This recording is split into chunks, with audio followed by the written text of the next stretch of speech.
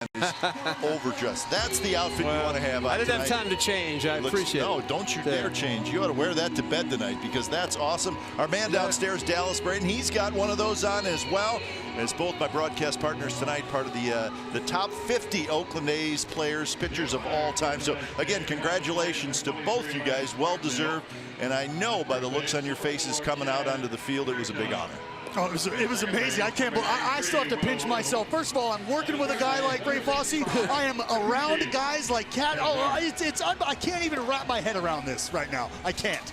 Well, all right, we're going to let you catch your breath for maybe a half an inning, and then we're going to have to make you get to work, all right? Sounds good to me, boys. Right. Game time weather for tonight is presented by the Santa Cruz Beach Boardwalk. The admission-free boardwalk is open for spring break. It is another beautiful night, 71 degrees, just a very nice breeze, and so beautiful weather yesterday for the opening day, and tonight, opening night, it's nice weather again. So we certainly are enjoying some beautiful weather early on. Let's take a look at the starting lineups tonight, brought to you by Southwest Airlines. Here is the lineup for the Angels. Ian Kinsler gets his first start. He was a little bit banged up, did not play on opening day, but he's in there. He's playing second base. Then it's Trout, Upton, Pujols, Cozart, Calhoun, Simmons, Young, Maldonado. That's Chris Young, the designated hitter. That's the Angels starting lineup. Sean Manaea, the tall lefty, making his first start of this 2018 season. And for Manaea, really, he's coming into his own. Last year, unfortunately, the 29 starts, he did win 12 games, tops in the ball club. So A's are looking for him to continue that success in this new season. Pinder, Smolinski, Piscotty in the outfield for the A's. Chapman, Simeon, Lowry, and Olson on the infield with Jonathan Lucroy doing the catching. So we are set for game 2 of 162. Exciting victory yesterday for the Athletics. They'll try to build on that here tonight. So Kinsler steps in. Manaea is ready, and the big left-hander kicks and deals the first pitch of the game, and it's just a touch outside. So 7:37 first pitch. A little bit later start with the pregame ceremonies. And that one close, misses outside, so it's 2-0 umpires tonight. That's Lance Barksdale calling balls and strikes. Fairchild at first, Little at second, Barrett at third. That is Ted Barrett. He's the crew chief. 2-0 pitch is popped up. Olson has a play in foul territory, and that's out number 1. But last pitch, a 2-0 fastball, boring on the hands of Ian Kinsler. He's a great pull hitter, a good power hitter, basically. But that says a lot about the fastball from Sean Manaea, that he could get it on the hands of Kinsler, who no doubt was trying to pull the ball, but could not get around it. So 1 out. Here's Trout. Matchup to watch tonight, Manaea and Trout. Trout is 5 for 11 with a couple of home runs against Manaea in his career. See that right there, his last 2 pitches have been fastballs inside. I've always thought that Sean Manaea, the first 2 of the game to Kinsler, outside off the plate. But if he finishes like that inside, he gets a little bit extra on the fastball, has a hard slider. Really, it's like the great lefties, Randy Johnson, for example. Steve Carlton going inside with a hard fastball and the slider. But you got to finish, right? If you don't finish, the ball usually sails up and away. That's to a right-handed hitter. Kind of what happened the first 2 pitches to Kinsler. You can't stay in there all the time, but for him to have success, right where he's going, right there. There's your slider in the dirt.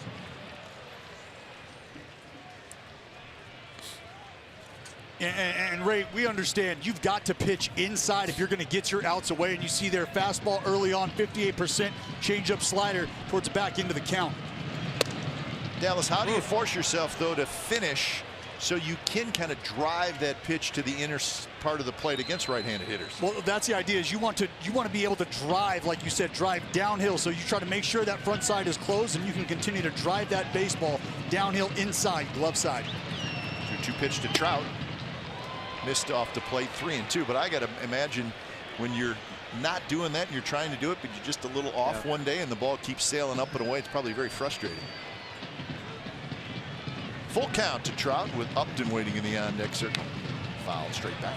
I always go back to one of the best I've seen in Dave Stewart. But Stu to lefties kind of did that same thing outside, and it ball would just keep tailing and tailing and tailing. And that's what it's almost like you're not finishing outside. You don't want to let it go outside, but going inside, especially. I think lefties can do it better than anybody. Just finish it off inside. The 3-2 is belted to left field. Pinder's going back, and it is gone. Mike Trout was quiet yesterday. He makes some early noise tonight.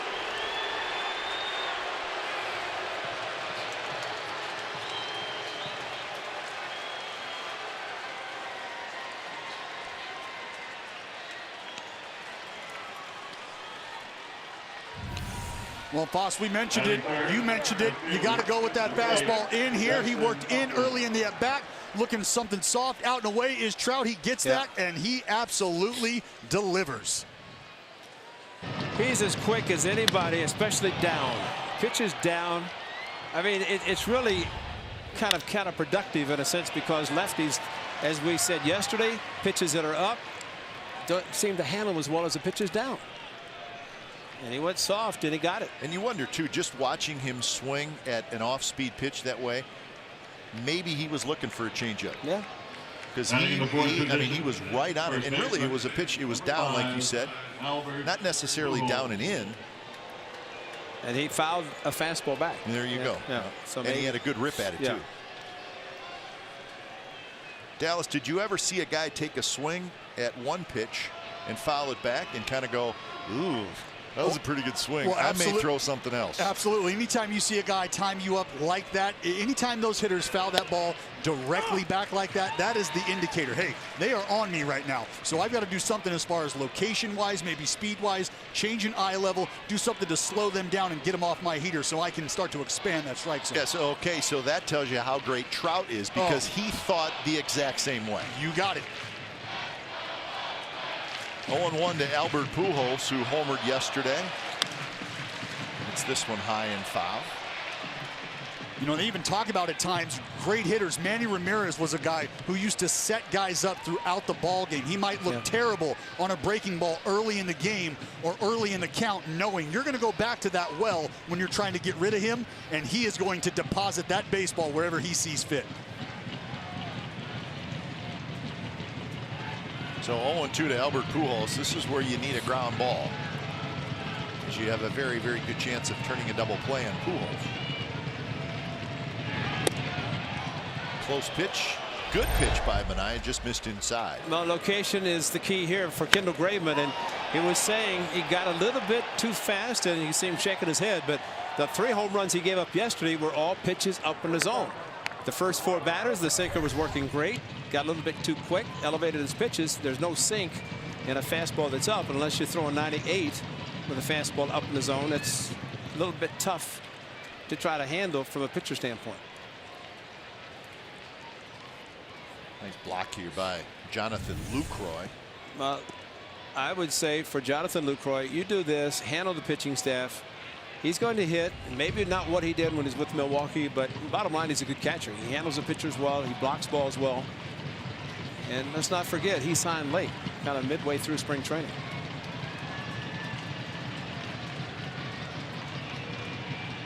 Upton with his lead at first. Straightaway defense for the Athletics. Pujols bounces one in the hole. Simeon has it. Spins towards second for one. Lowry on the pivot, and that's a double play. Nice play by the shortstop Marcus Semien. A run on the Trout home run for the Angels.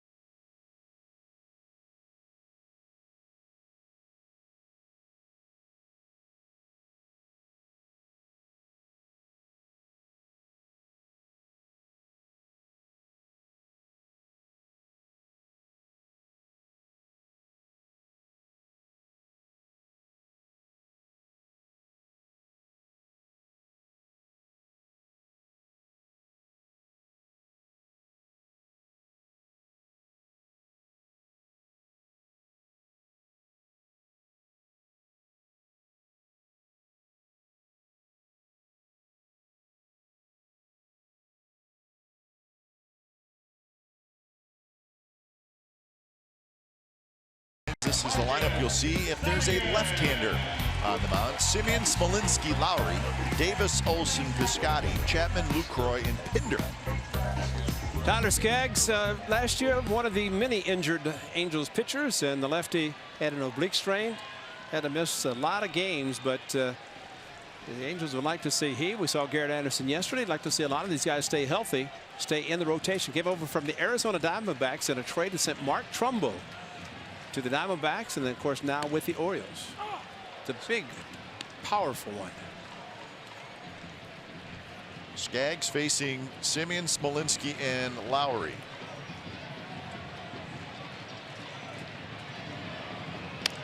One roll foul. Marcus Simeon, his first career walk-off hit yesterday, came in the 11th inning. It was a pretty good opening day. Well, it was a great at bat because he kept rolling over, but then got a ball hit straight away center field where there was nobody playing. And again, seeing breaking balls tonight in the leadoff spot. So saw a 5-man infield when Marcus Simeon came up, which is always interesting.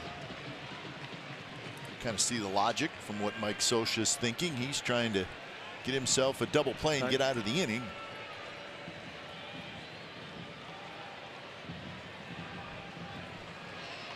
And I would imagine, Ray, in talking about that situation where the 5 infielders were used, scouting reports probably say, and we've seen it, Marcus Simeon, he will pull most of the balls that he hits on the ground. Exactly. So you load up the left side and just hope that you get a ground ball. Angels did not get this, so they gambled and lost yesterday, and Simeon did what he had to do to get a ball in the air. So sometimes you try these things like Scioscia did, and they don't work, but I'm not sure he had a whole lot of choice. He didn't have much of a choice. I mean, who are you going to walk on to load the bases? But he didn't like that last call. He thought it should have been strike 3, that Skaggs did not get the call from Lance Barksdale. But there's a matter of knowing your umpires. What kind of a strike zone does he have? That one hit hard, but right to Cozart. Flips it across.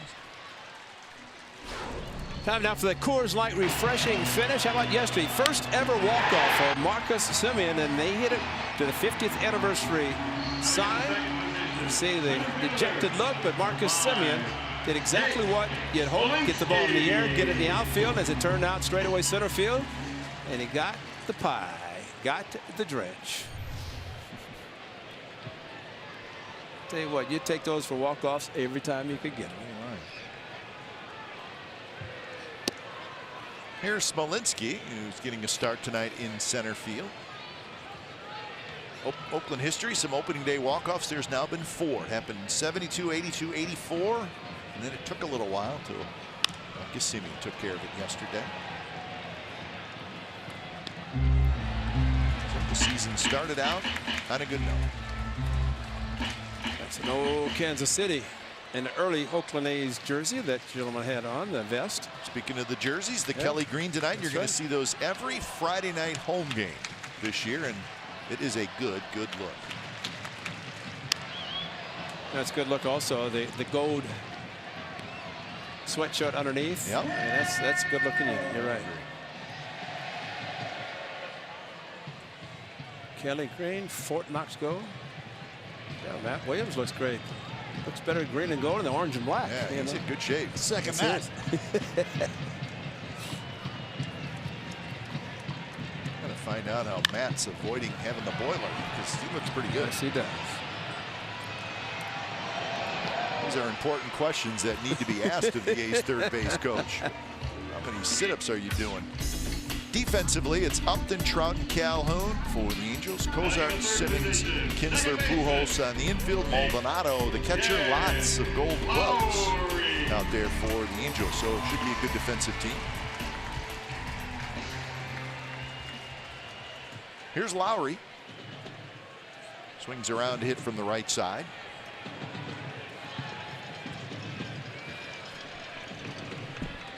Lowry was 2 for 5 on opening day.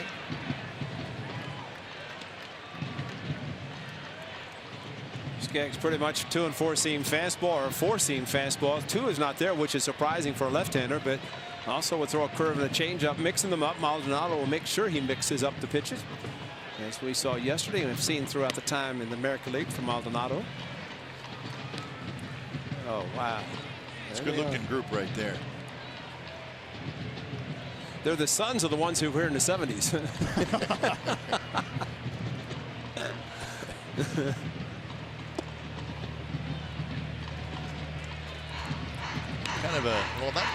a very festive atmosphere tonight at the ballpark. Crowd, and nice everybody to show up to celebrate the 50th anniversary team.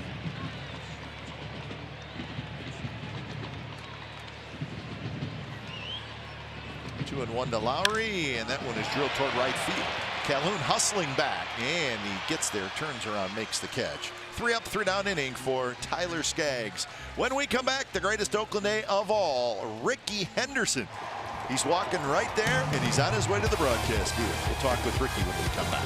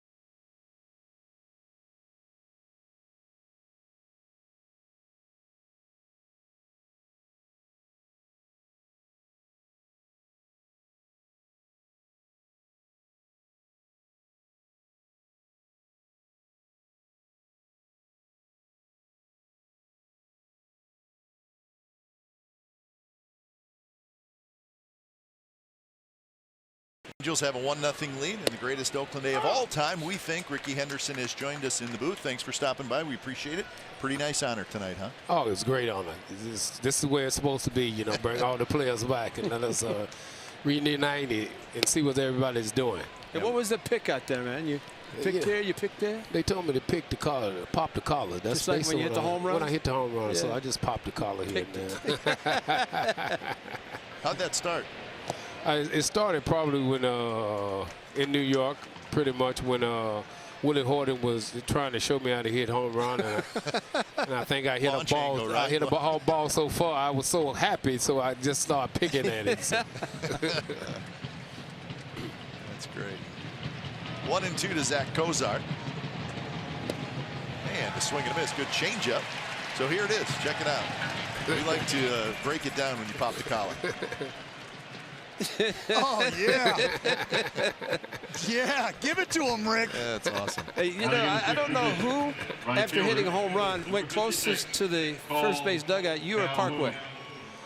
I thought I might have got a little more than Parkway. Yeah. Parkway, you took the circular route. You went all the way around so you could shake hands with everybody before you circled the bases, huh? I really wanted to shake a hand a few times. But they kept telling me, go on to first base, go on to first base. How great is it for you? We were talking out there about some of the young speedsters in the minor league system. Now, you being part of the A's organization, you'll work with this club, but you'll also travel to minor leagues. How great is it to work with some of those young speedsters that maybe can never pass what you did, but you can help them become great base stealers? Oh, it's great. You know, it's great to see, you know, some of them speedsters. But the biggest thing is getting the idea on getting a great jump. You know, I think that's the hardest part for the guys that can run fast. They got to figure out how to get a good jump. I think I was a lot quicker for us to being fast. And I think when you know, I was coming through the minor league, I had a manager named Tom Trebehorn. Yep, used to take me out each and every day to learn me on what to look for on a pitcher for us to get a good jump. Lefties or righties, which was easiest? Righties is easy. Lefty, you know, was kind of hard to me. Either you go on the first move or you try to time it. Olson's got it. He'll take it himself. One of the things Ray and I always talk about, and we heard you say this a couple years ago, that a lot of young base stealers, they're afraid to get thrown out. Yeah. You were never afraid to get thrown out, and if you did, you know what? I'll get on a couple innings later, and then I'll go again, right? So you always try to be confident if you're going to go. You got to be confident, and then again, you know, if you get thrown out, you know, I think you learn something behind it. If you get thrown out, did you get the jump you want to get? Did you read something on it? But I think every time you get thrown out, you want to get back up and try it again because you want to learn something about what you did wrong and to correct it. Two things. You bunted very little, and you slid head first, which means you slid very little feet first into second base. Why didn't you bunt more? And going into second base, why the head first slide all the time? I think, you know, going into second base head first in baseball, I was trying to protect my leg. I think at the first of my career, you know, I was sliding feet first, and I was banging up my legs and stuff like that, and they was aching, and so I decided to go head first for it to save my leg. Bunting, you know, I tried bunting. You know, Billy Martin was teaching me bunting, and I think I fouled the ball back, hit me in the left eye. And then I tried it again, and I fouled the ball back, hit me in the right eye. So he said, I guess it's time for you not to bunt anymore. He said, if I give you the bunt side, just shake it off. Thanks for stopping by. Congratulations. You're the man. Thank you. You're the man, man. Thanks, Rick. It's a pleasure, man. Thank you.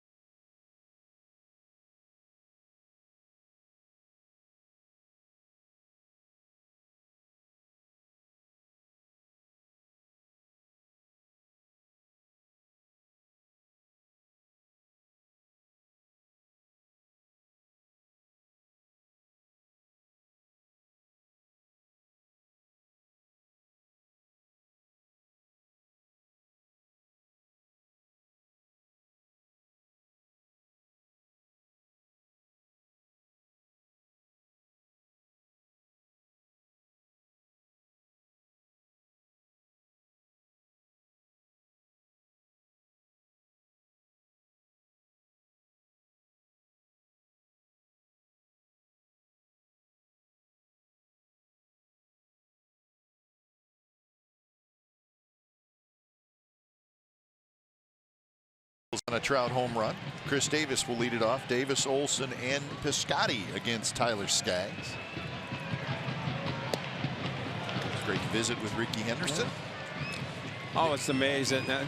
You know, about him sliding head first into second base. You think about sliding head first and the wear and tear on the chest.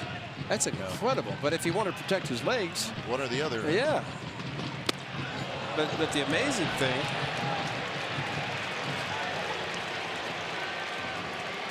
When it spun Chris Davis out of the way and it hit him. And 5 hit. Awarded first base. Just got it.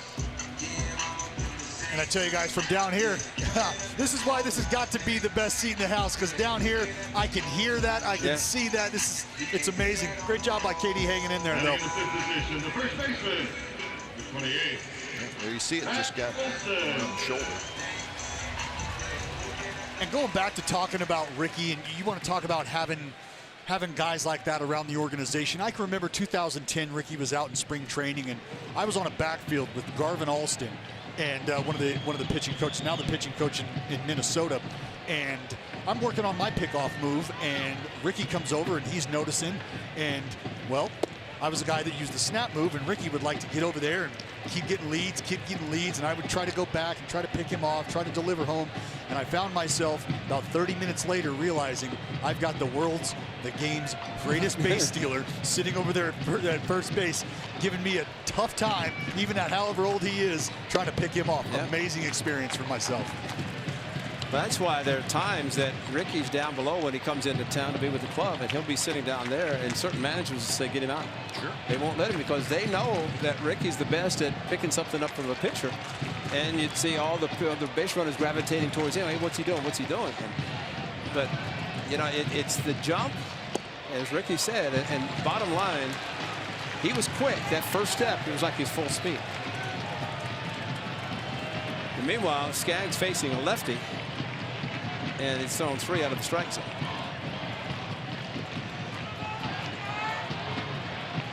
Olsen homered yesterday.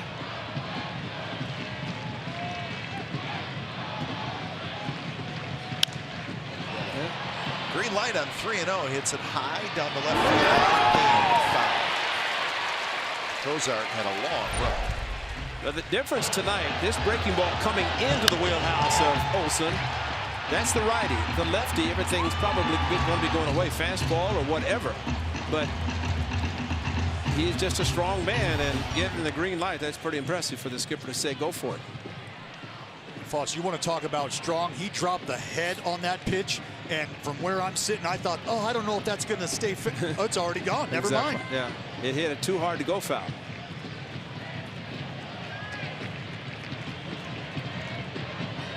Swing, gonna miss. A little bit of an elevated fastball. Pretty good pitch by Skaggs.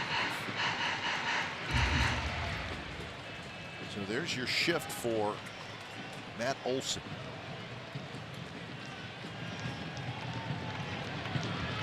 A left-handed pull hitter. Except for the outfield playing like a right-handed pull hitter. He taps this one toward Pujols. Pujols grabs it. He'll tag Olsen. It does get Chris Davis to second base. Good sacrifice, although it will not go down as that, but softly hit. Those are the kind of plays, if you're on defense, you don't want, because it's hit too softly to get a runner at second. You don't want to take a chance, but it does put the runner in scoring position. 2 opportunities for the A's to drive him in. So here's Piscotty.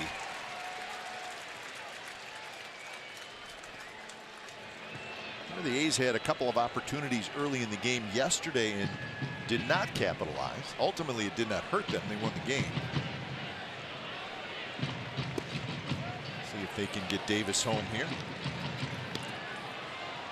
Chris Davis was a proud player to be out amongst those in the past, and of course the only current player to be on the top 50. I mean, as far as from the Oakland A's, there are some others that formerly Athletics, but still playing. But KD in the green and gold, and it's a perfect night for him to come out with the jersey, and he said happy to wear it. Yep. 1-1 the count to Piscotty with Chapman in the on-deck.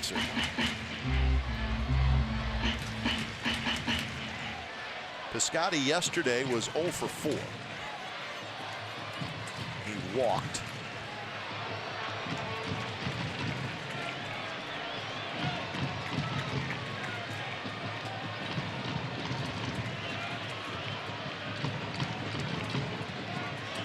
Skaggs checks and delivers. This one bounced right side. Kinsler a couple steps to his left.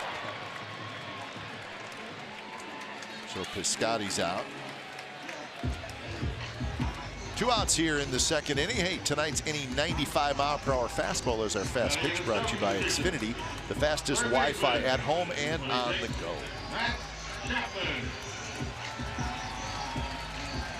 So here's Chapman. A's looking for a 2-out hit. Yesterday, the A's had 6 runs on 12 hits. They had a double, a triple, a couple of home runs. They were 3 for 10 with runners in scoring position.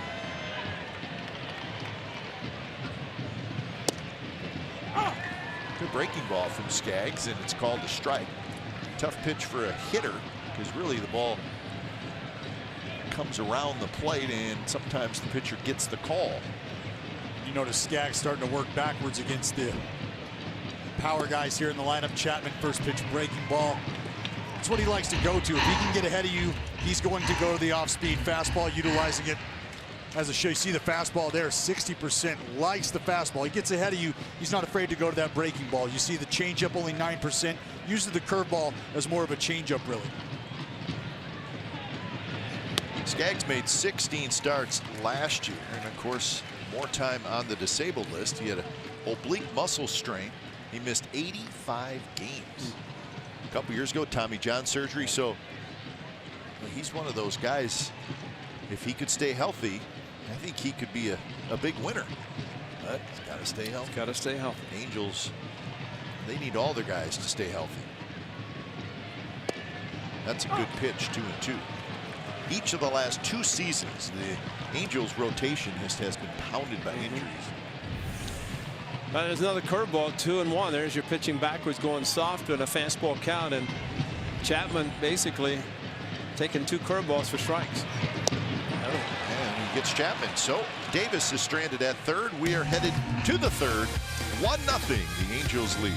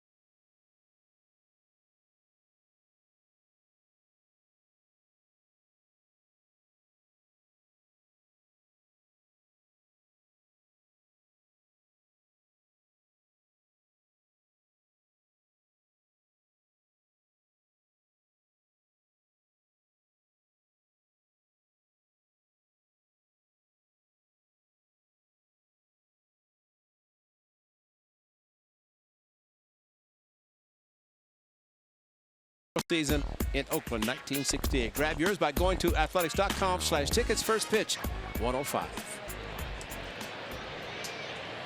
First pitch to Chris Young, who's the designated hitter tonight. Chris Young, 1-year free agent contract in the offseason. He'll be the 4th outfielder for the Angels. Look what happened when he left the Diamondbacks. He came here, then all of a sudden he goes to the Yankees. He's going to different clubs. Ends up with the Angels. It's almost like he's going to be around because he can be a good outfielder for a lot of years. Yeah. I always thought that the Astros would get him because the way he killed the Astros in Houston, especially against them, and maybe they thought he was not going to be able to perform as well with them. He had the 1 year with the Athletics. That was 2013. He hit 12 home runs in 107 games. And a fastball swing and a miss by Chris Young. Second strikeout for Sean Manaea, who's trying to continue his development. Last year, 12-game winner. His first year, 7-9. Look at the innings total, 144, and then last year, 158. And I think what was interesting about last year, Ray, in Dallas, is he had a good first half. Right? Yeah. Second half, his numbers weren't as good, and he had about maybe a 6-week stretch where his velocity was down. Wasn't necessarily injured, but the velocity was down. And I think in the long run that stretch where he had to keep pitching, even though the velocity was not 93, 94, it was 89, 90, he pitched through it. Maybe learned a little bit of how can I get outs with maybe lesser fastball than I'm used to. And he had some rocky moments. He also had some success. And I think ultimately you have to figure out how to pitch when you don't have your best stuff. That's right. And what's tough about that is, as you mentioned, Kai, if you're battling injury, but it's something you can throw through, that's the difference between being hurt and trying to get yourself right and understanding, you know what, maybe it's just a little bit of fatigue, maybe it's some arm soreness, but it's something I can pitch through. That's when you really find out who you are on the other side of your stuff, as I like to say. We've seen CC Sabathia go through that evolution. We've seen and are waiting to see Tim Lincecum go through that evolution. But to the point of being injured, that's when you really find out who you are. Well, flare toward right, it'll be foul. Then there's some guys, Ray, who just their arm hurts and they just throw changeup after changeup after changeup. We know a guy like that. He's sitting downstairs. Sometimes you just do what you got to do, Dallas. Well, that's right. I mean, and Foss, we talked about it last night. The game I had in Detroit. I mean, I remember Kurt Suzuki walking out to the mound and looking up in the radar gun and going, "What was that?" And I said, "Zook, that's all I got, buddy." And he said, "Well, we're going to wiggle him until we get out of here." Yeah, you should have just said, you know, it's. I got a good feel. It's just, you know. The old changeup. Swing and a miss. He's got the changeup working. That's a good slider working. And for Sean Manaea, he's really kind of forgotten about the fastball outside, except the one to Young that was a fastball up. But here's your slider down and in. Coming off some changeups. Good arm motion with the changeup, which helps him with the hitters.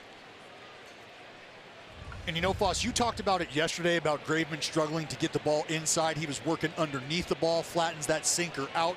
And what I like to see, or what I'm liking to see out of Manaea tonight, is him utilizing the inside part of the plate. Set the rest of the staff up for the series. Set the bullpen up for the series and establish strikes on the inside part. First pitch to Kinsler down and in. Kinsler fouled out leading off the game. Kinsler coming over in the trade from the Tigers. And supposedly it was Justin Upton, because when Upton was traded to the Angels, long-term contract, and as we mentioned yesterday, he renegotiated with his opt-out, but he convinced Kinsler. Now Kinsler, when he was with the Rangers, did not like the Angels. And he had to waive his no trade to come to the Angels, and that's how much Upton meant to him. And by saying, hey, this is a good club, got a chance to win, and he waived it. Here he is playing second base. Smolinski has it, and that is 7 in a row retired by Sean Manaea. Treehouse is jumping. No surprise there. 1-0 Angels.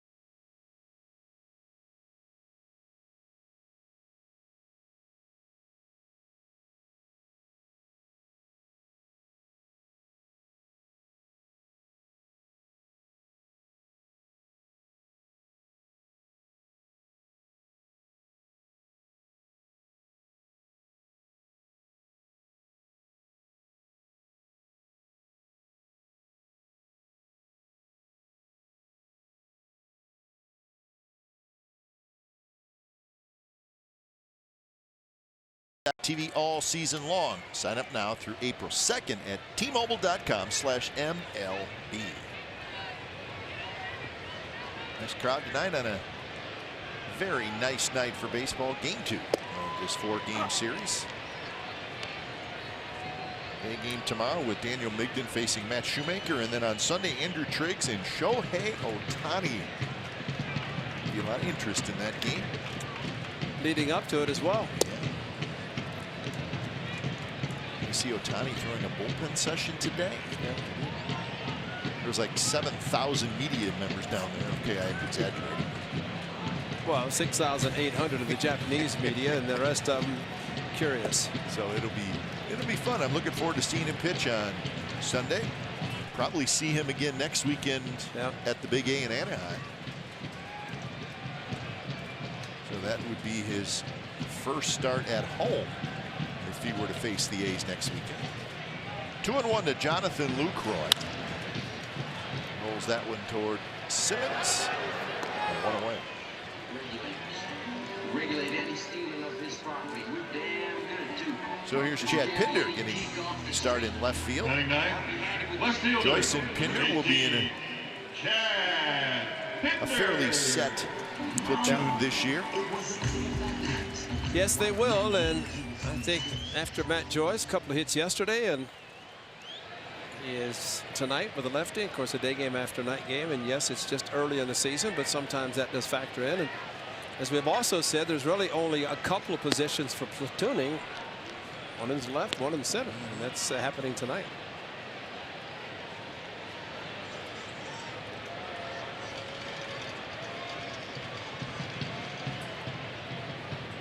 One 1-0 to Pinder. Pinder, we saw good power from him last year. He had 15 home runs in 87 games. Good versatility.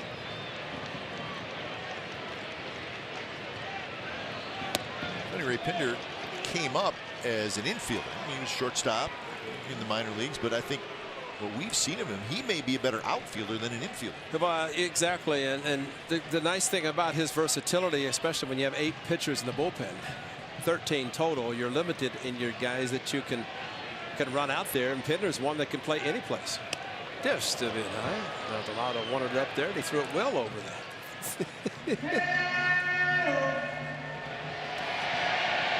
So last season, 22 games at short, 16 at second, 35 in right, a couple in left, even 7 games in center. Got a really good arm out in the outfield. An amazing thing that he is able to go from left to right and right to left, which, as we saw yesterday and have seen with the way the ball comes off the bat. Payoff pitch, foul right side. And you said it yesterday, Pinder hit some of the longest home runs the A's hit last year. And remember, we saw some long runs from Davis and Olson and Chapin.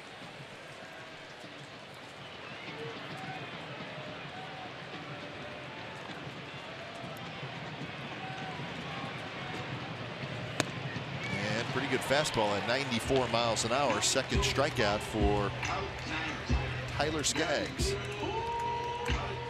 Well, the one thing that see the fastball here. He's trying to climb. Boss, you saw earlier in the bat, trying to go higher than high with that heater. He achieved that, trying to raise the eye level. Pinder might thinking he's going to go back to that breaking ball, and they stay up in the zone there with the heater, just don't able to get to it.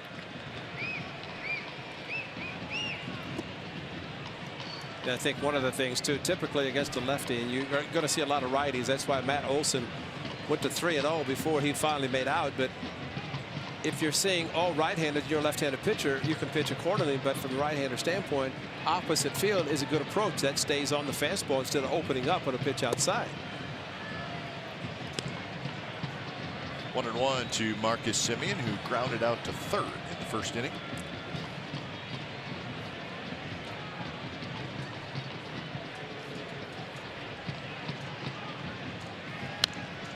Fastball. Had a good swing. But see a good changeup followed up by a fastball. All of a sudden it looks like Nolan Ryan's out. Yeah. Well, that's why it's all important to have all pitches coming out of the same slot. That throws the timing off for the hitter. Curveball comes in. Dallas, I always thought, and you would know better than I, and so would Ray, but an off-speed pitch called strike early in the count is magic. Oh, you have done so much, and especially when you combine location with that, the visual perception you are providing the hitter, the velocity which you're able to now work off of. There's so many things that go right when you're able to, because a lot of people think you throw a first pitch changeup. What are you changing up off of? Well, if you can continue to work with that same arm speed, that fastball you throw at 85 looks a heck of a lot faster than it did, thanks due in part to that changeup and the arm speed. On the ground, into left field, a base hit. See, he just reacted on that fastball. It's 2-2, so it could have gone either direction as far as the pitch calling by Maldonado, but just very quick on the fastball. And I still say Marcus is going to hit his home runs, but if he can do this with 2 strikes where he's kind of protecting but yet reacting, bam, that's how quick he is. And he's just going to get better and better. And that 5.5 hole is a perfect spot, especially to get on top of it. Yesterday up the middle for the game winner, and tonight a base hit to left field. Smolinski takes an off-speed pitch that's high. See, Smolinski with Powell playing yesterday, lefty and righty for Smo tonight, but in spring training, unbelievably, his power against right-handers is off the charts. And of course, they want him to play against lefties. But he is so quick, such a quick bat. Played in just 16 games last year for the Athletics, so you want to talk about a frustrating season and a long season for a player. When you're out with an injury, had the shoulder surgery,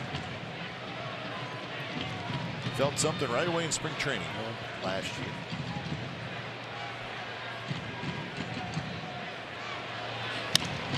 This one hit high in the air down the left field line. It's going to be the shortstop, Andrelton Simmons, who grabs it side, retired to hit, and a runner left. We're headed to the 4th. Trout, Upton, and Pujols to hit for the Angels.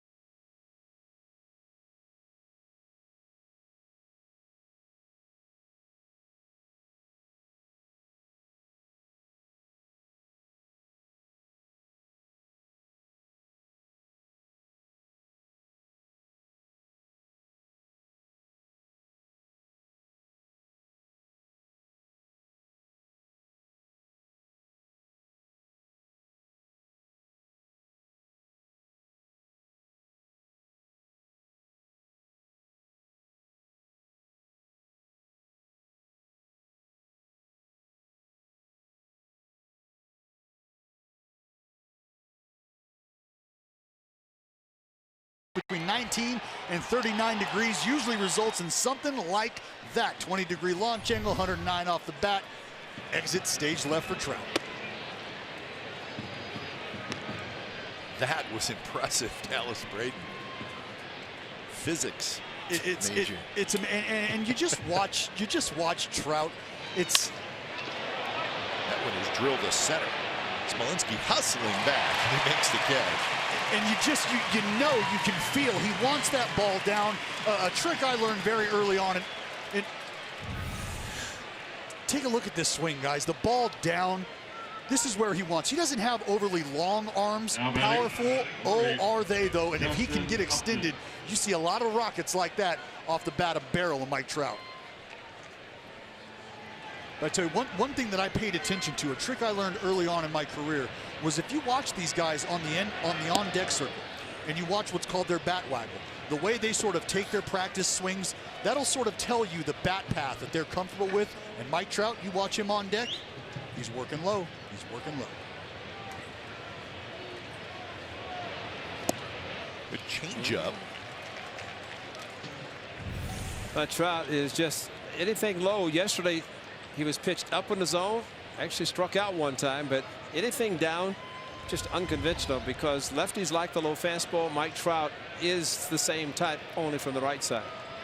Next call brought to you by Cache Creek Casino Resort. Remember when Sonny Gray one time threw him a cutter down and away, and he crushed it. And he said, "Can't do it anymore," because it was down and away. And he is worth every penny he's paid. Oh, of course. He's getting old though, Ray. He's 26. Yeah. He's got what, 2 more years and free agent again, about 28. Yeah. 26 years old. Game's best player.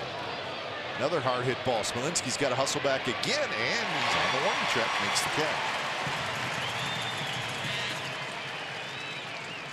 So 2 outs for Albert Pujols. And Mike Trout is in the 4th year of a 6-year, $144 million contract. So he is signed through 2020. So after the 2020 season, he will be a free agent, and he will be 29 years old. And talk about a backloaded contract. It's backloaded. Yeah. I was reading about that the other day because I remember hearing that it was backloaded, but he's going to make $34 million a year in each of the next 3 years. So it was backloaded.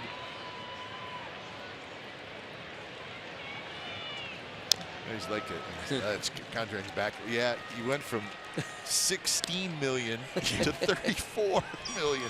It's backloaded, right? Yeah. Little light up front. We're going to get heavy in the back. Yeah.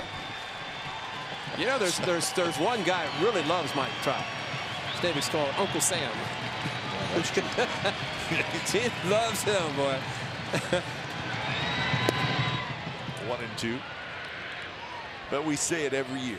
We have to watch Mike Trout for 19 games, right. and it's tough to watch because he's so good, and you're hoping the A's retire him every time. But he is a pleasure to watch.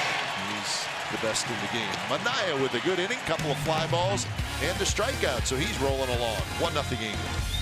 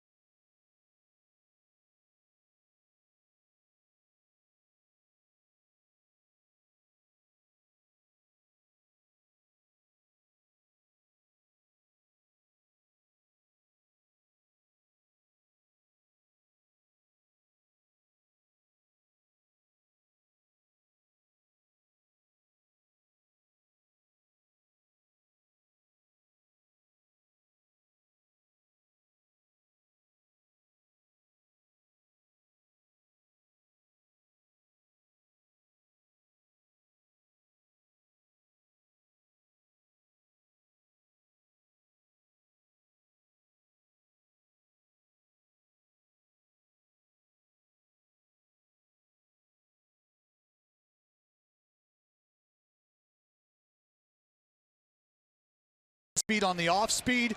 Look at the arm speed here. Great job by Minaya. Looking like he's trying to go backdoor with that slider here. And not often do you make a guy like Albert Pujols look that bad. Lowry goes after the first pitch and bounces it foul. Lowry, Davis, and Olsen here in the bottom of the fourth. Trout had a home run in the first inning. That's the only run in the game.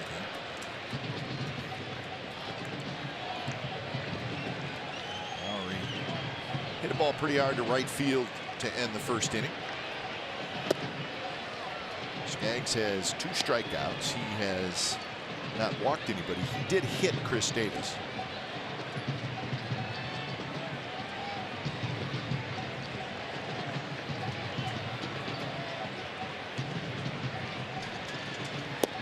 Down to 1.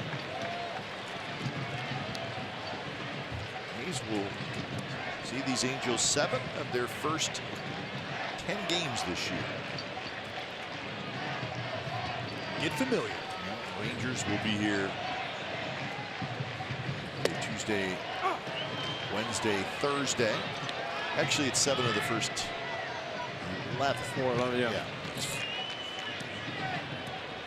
Also, the A's, their first 22 games this year will be on the West Coast, which is a nice way to start.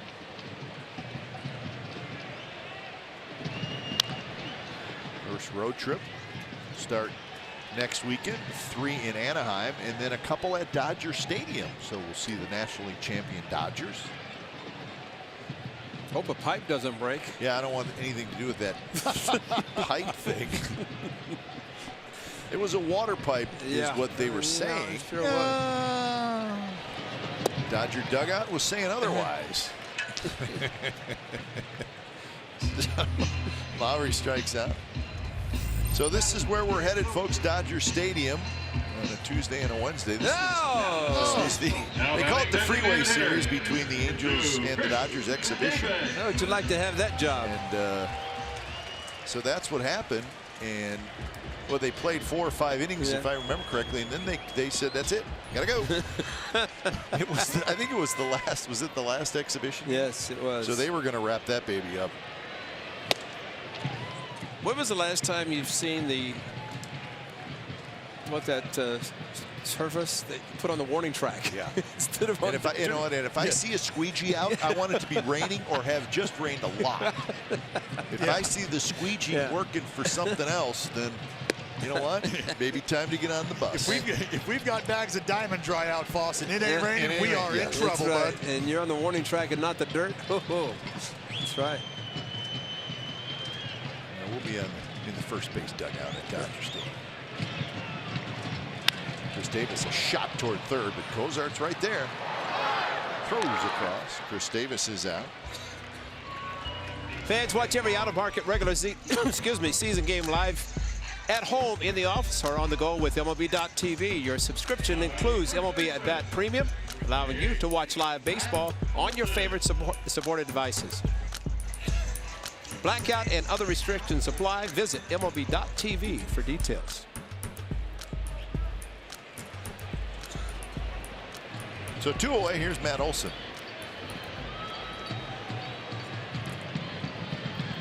Olson grounded out to first. His first at bat. First pitch, breaking ball, a foul ball, so he gets an early strike with an off-speed pitch, which we talked about last inning. There's not too many hitters that are going to swing at a first pitch curveball. And that's, if it is, that's going to be kind of the swing that we saw from Matt Olson.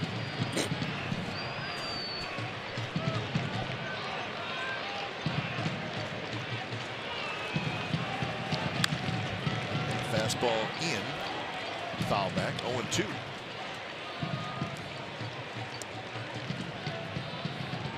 And 0-2 for Skaggs against left-handed hitters over the course of his career. It's pretty much a coin flip between the four-seamer and the curveball. 48% on the fastball, 45% on the curveball against lefties with 2 strikes.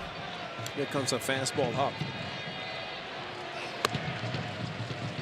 And Foss, I think if you and I are thinking what we're thinking here, there's a good chance he's going to see that breaking ball followed up after that heater up in the zone, change the eye level, get the fish to bite down and away. If it's a 2, it's a curveball. That's from Maldonado and his pink fingernails.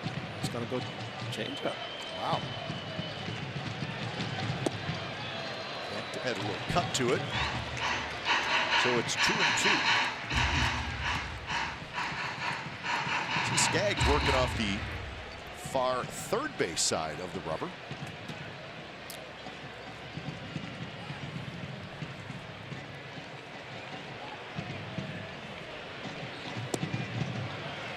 Good take by Olsen. He thought about it, was able to hold up. So from 0-2 to a full count. First at bat, Skaggs threw him 3 fastballs all out of the strike zone. He went for the 3-0 and then ultimately ended up grounding out to the first baseman. There's Skaggs, far side. Maldonado trying to catch that foul pop.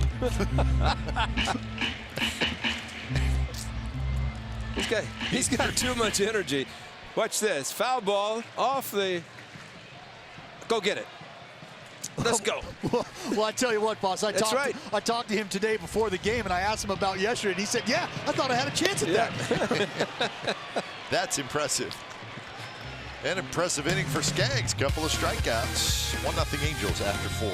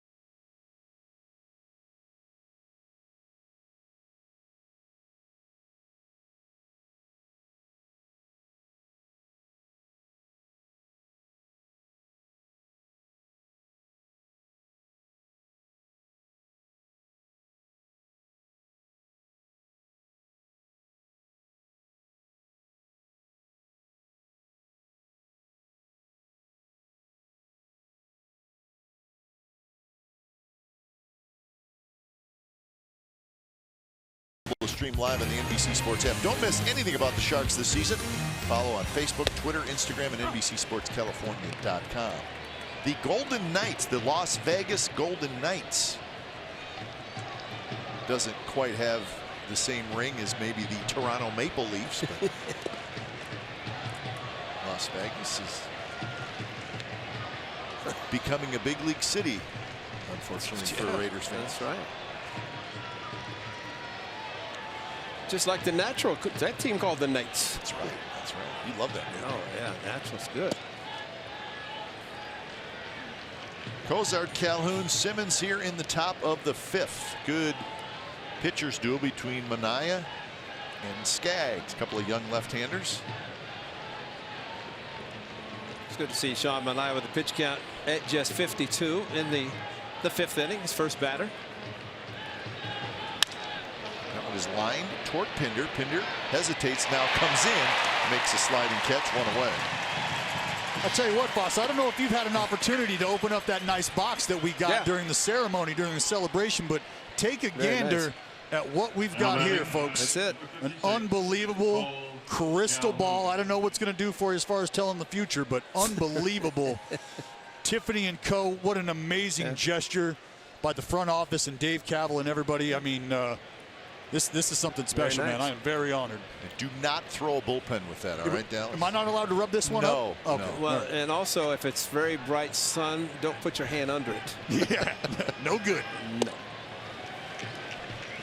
All part of the pretty awesome pregame ceremony. The guys walking out. My partner looking good. Both my partners looking good. We're trying. Yeah. We like to judge the crowd noise after each name was announced, and I'm not joking here. I think both you guys were in the top 5 or 6. I'm serious.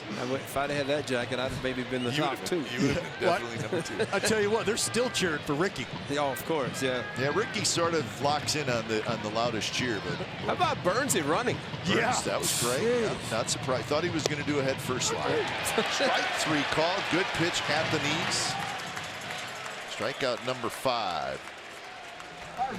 So some of the sights and sounds. That's Harvey. Oh, go get him, Harvey. Yep. Latest edition. KD.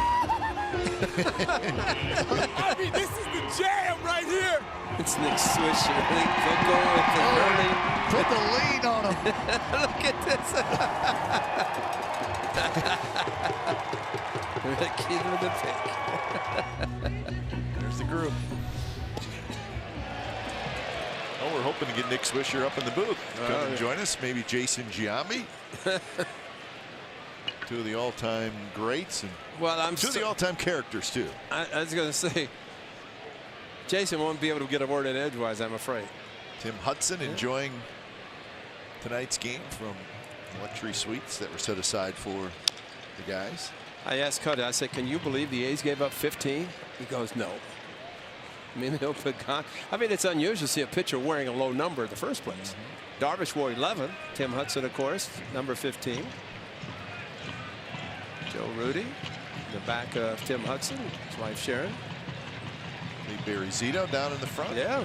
Good to see Barry. That's as right. always. He was not scheduled. He was not going to come. They decided at last minute to come. That one right up the middle past Manaea. So Simmons with a 2-out hit. The closer, Ollie Fingers. Now batting, number 24, Chris Young. He's looking for his picture to sign.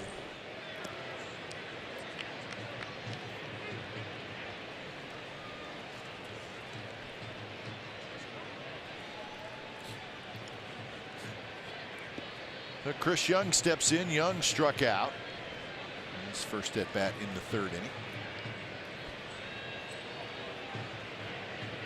Simmons is a threat to go. His pitch has popped up. No play for the Athletics. Well, maybe Simmons is at first base trying to figure out how he hit the fastball that he hit. Yeah, it was up around his eyes. Yeah. Thought only Evan Gaddis did that. John Blumen. Blumen, we're talking about you, buddy, so that you don't have to send any phone calls. You never talk about me, how I could run, how I could hit, how I could pitch. Always sitting down behind the dugout in Anaheim. We talk about him all the time. Well, he does. Maybe he doesn't hear it because he's always saying, why don't you ever talk about me? I said, we do it all the time, Looney. We're going to get fired talking about you so much. Good girl. The great Joe Rudy. Yeah, Joe can still play. He does look good. Yeah, he's a good one.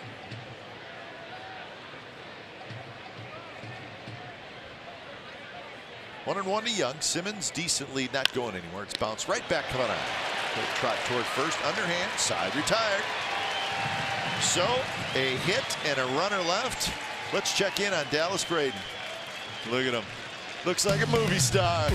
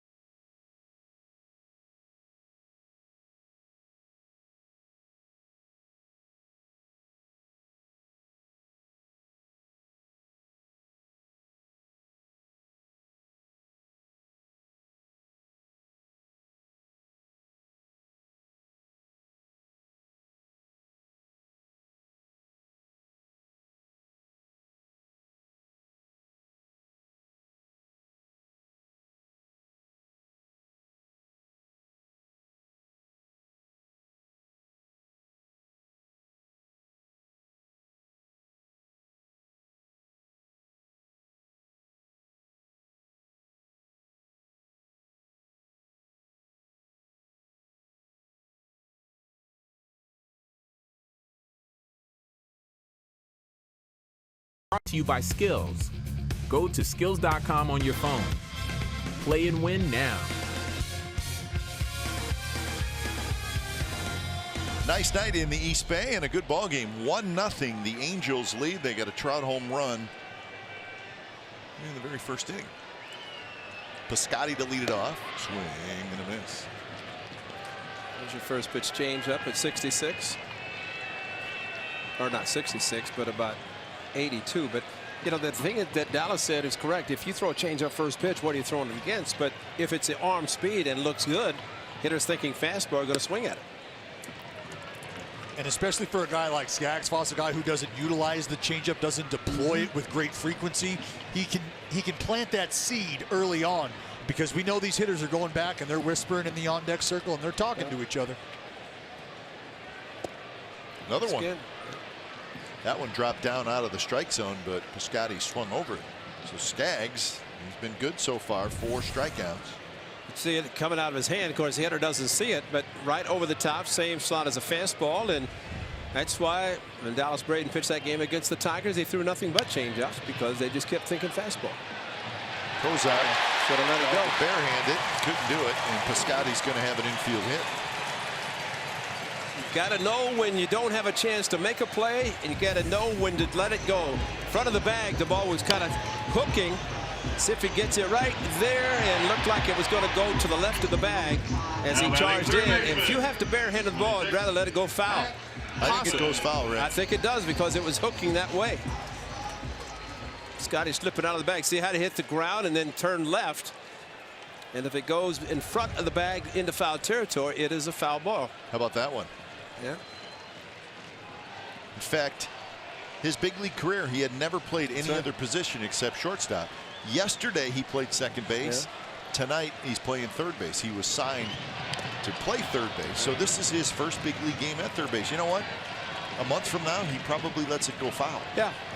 And it's Kinsler is going to play second all the time, assuming he's healthy. And so Simmons, the Gold Glover, is definitely going to be at short. And Raymond's always going to be behind Mike Swisher. Yeah, Raymond's got a long-term deal. Yeah. 0-1 to Chapman. Chapman struck out swinging in the second inning, one of 4 Ks for Skaggs. It seems that Skaggs with the changeup kind of floating away from the right-handers, the fastball away, occasionally inside, but curveball inside, or at least towards the inner part of the plate and down. So Olsen yesterday against the right-handed curveball from Garrett Richards, home run. Could be the same thing for this guy. He got a pitch to hit, popped it to shallow right. Calhoun waits and he's got it. Fastball, but up out over the plate. That's why it's always the worst time of the year, because you're looking for that first hit.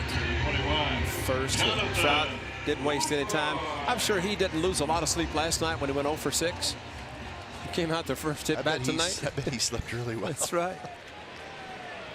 Matt Chapman takes every at bat seriously, and all guys too, but Mike Trout's going to get his hits. He's going to get his home runs. He's going to, if he stays healthy, of course, another MVP type season.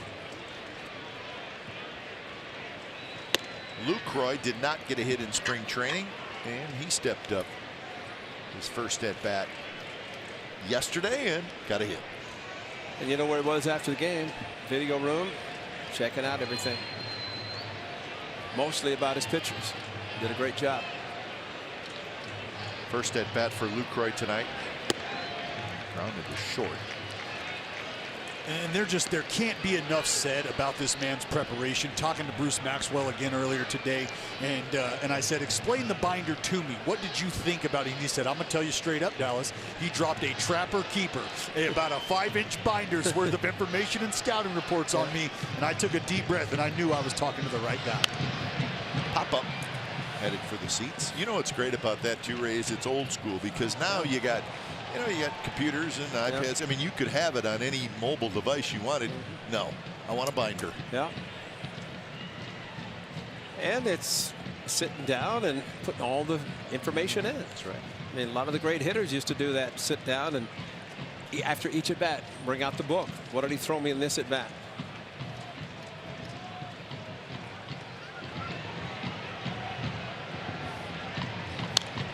foul back. Wasn't Sean Manaea kind of keeping a bit of a journal this year after his starts? Not a bad idea.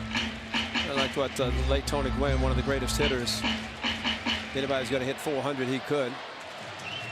He would always look at videos. One of the first to look at videos of himself. He never looked at a bad swing.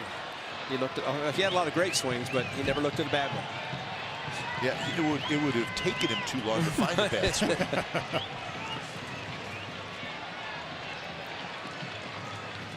2-2 pitch. Golf toward left. Upton on the move. Upton is going to get there, and he makes the catch. Upton is a big fella, but he's got good speed. Yes, he does. And he plays pretty good left field. Talking about being a big fella, he can absolutely glide with the best of them, though. Just a great job, a great athlete. You know, drifting a little bit. Obviously, nobody in scoring position, no tags. But you want to talk about solidifying a lineup, solidifying a clubhouse. The retention of a guy like Justin Upton, you're able to sell a guy like Ohtani on it. You're able to sell a guy like Cozart on it. Trout, not a bad guy to sell somebody on as well. It's a great job by the front office of the Anaheim Angels. Well, they just want to have the same guy in left field for more than a year. Yeah. Wow. It's been had a few. Tough spot. One of them's in the A's dugout, Matt Joyce. Yep. The big one someplace, and they finally paid him off. Josh Hamilton. I mean, they thought he was going to be the golden boy. The 5-year contract and put him in left field and hit home runs, and it just never worked out for a lot of reasons. Fastball up and away. 2-0 to Pinder. Pinder struck out in the third. 80 pitches now for Skaggs. Well, the whole thing about pitching, and Sean Manaea's doing a great job tonight, and that's trying to keep your club close, because we saw yesterday, even though the A's were down 4-0, one swing of the bat, Chris Davis, 3-run home run. Your 1 run, then backed it up with another home run. But that's how quickly this offense can explode with one swing of the bat, and a 1-0 lead can turn positive very quickly. Positive in the A's with one swing of the bat. Hey, it's using the home run to get you back in the game. That's right. It's the quickest way to do it.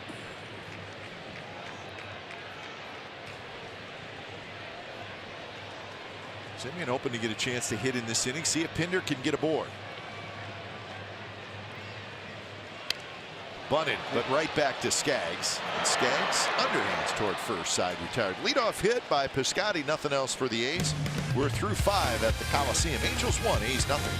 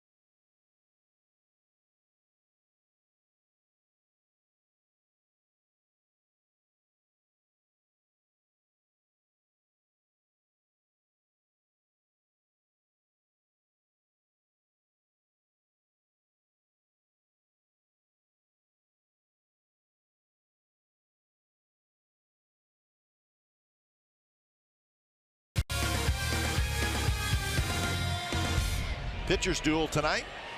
Angels with a 1-0 lead, 6th inning. Sean Manaea through 5 innings, 3 hits, the 1 run, no walks, and 5 strikeouts. So he's been good. Just through pitch number 63. Maldonado, Kinsler, and Trout.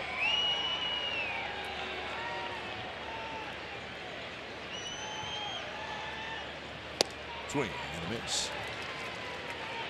The 3 hits for the Angels. Trout's homer in the first, Upton a single in the first, and then Simmons, his single was in the 5th inning. Simmons' single snapped a stretch of 12 consecutive hitters retired by Sean Manaea.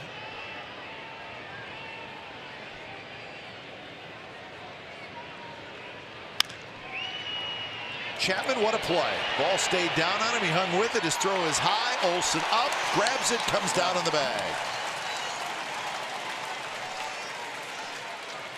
Well, that ball just stayed down. Looked like it may have hit right on the lip at third. This is unbelievable, guys. You want to talk about reaction? This takes me back to Ozzie Smith. He's moving to his left, and that ball stays down on the ground. He keeps it low. He's able to go to the backside, turn himself around, make a strong throw. This got shades of Chavi, shades of the Wizard. Unbelievable at the hot corner. That's a great play. And you know, if Olsen had not caught that ball, they'd end up in the seats. Oh, second deck. Talk about launch angle. What about Olsen's launch angle on his throws? I mean, really, I asked Olsen yesterday after he picked the one. He said, no, that's very rare that he does that. And Sean and I like both of them. And they are both good. They're great, as a matter of fact. That's going to be 2 dinners for Manaea tonight. Oh, gosh. So 2-0 the count to Kinsler. Well, I always like what Bob Melvin said. He's going to save more than probably he's going to drive in. He's going to drive in a lot. He's going to hit a lot of home runs. But what he does defensively, it's hard to take him out of the game just because of the impact defensively. More action. Picked clean on the backhand. Joy.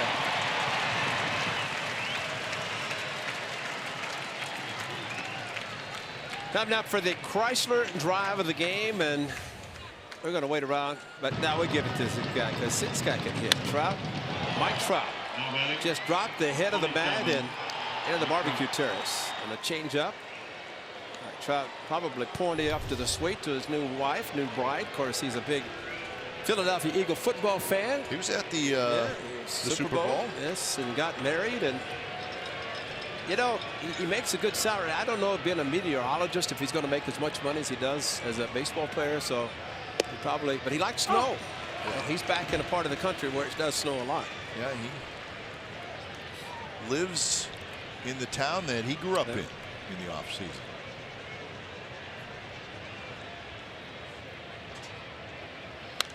Trout hit out good, rip, and it's 0-2. You talked about Trout being a meteorologist fan, Foss. Unfortunately, tonight the forecast has been nothing but thunder. That's right. Off of his bat. That's a good one. Well, the significance about the jersey and that number of Mike Trout. That's a swing. Oh, come on. Come on, guys. You do not want to give this guy an extra pitch. Here's a side swing, and this is what the first base umpire, Chad Fairchild, saw. I'm sorry, crosses a plate, very strong upper body, but it's so quick. But sometimes it's already kind of a premeditation. Towards center, Smolinski in and over. He's got it, and another good inning for Sean Manaea with a little help from his corner infielders. 1-0 Angels.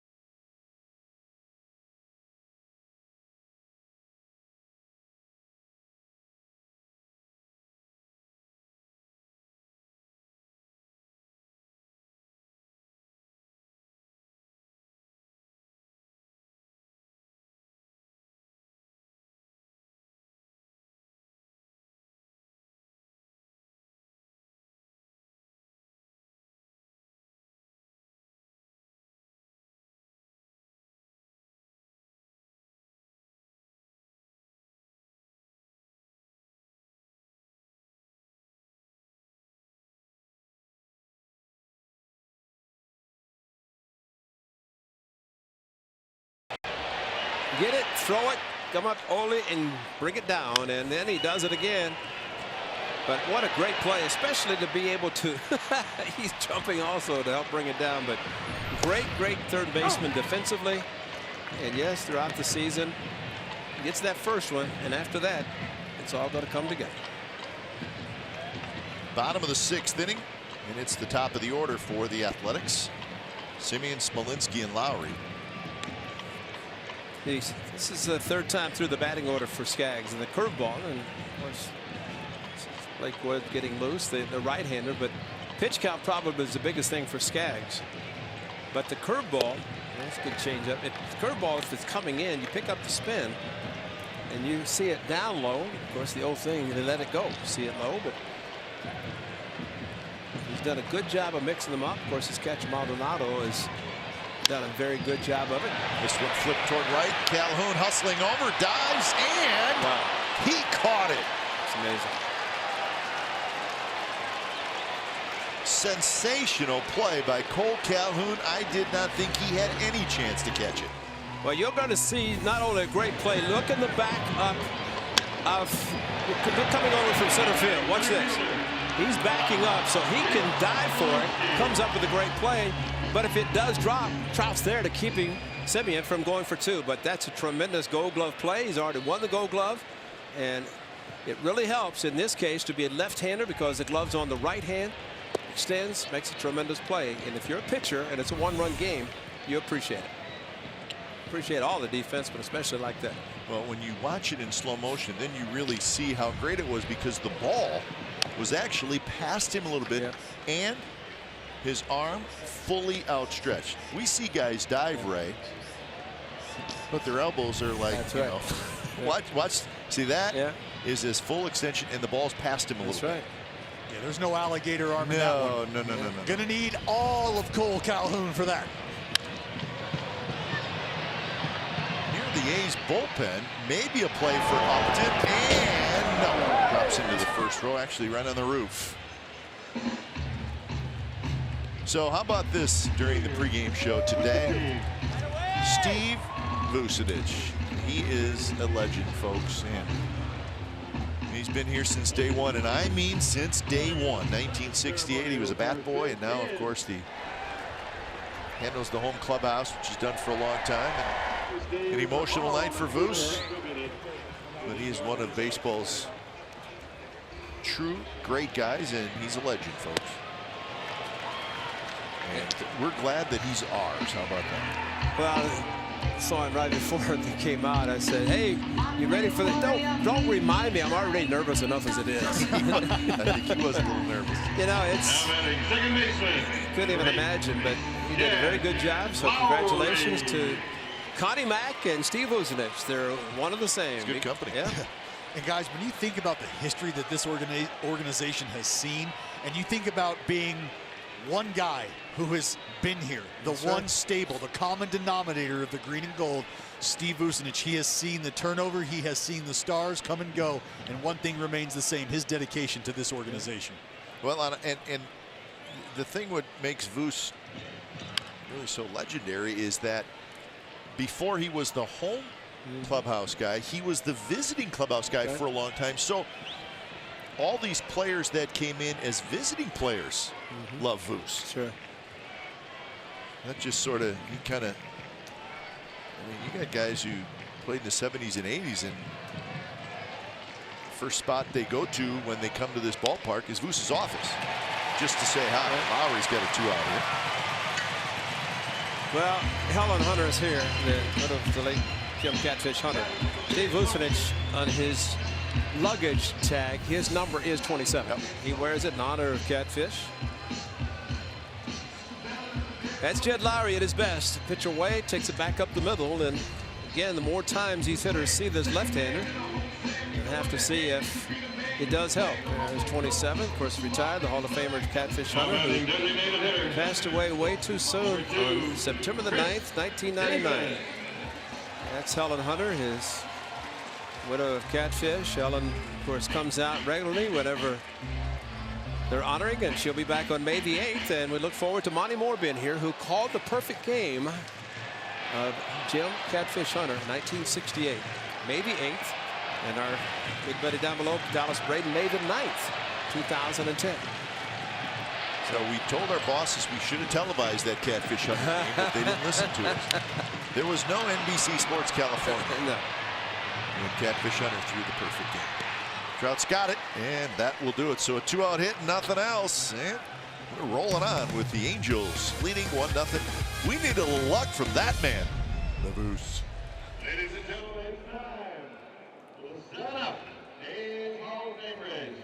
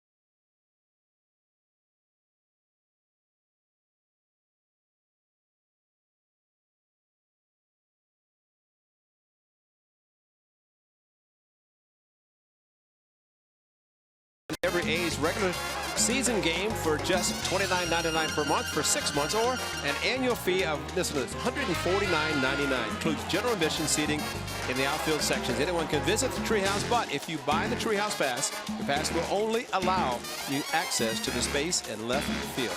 And there's a lot of space, a lot of things happening, and I would say that that probably is a big ticket item, a very well received ticket item. Looks good out there. It does. Everybody's got a nice view of the game. You can stand up and watch the game, move around a little bit.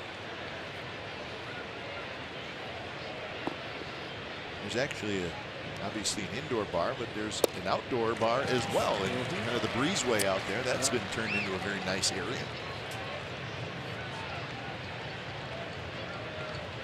Get a beverage, have some fun, watch the game. What's that? There's another bar right there.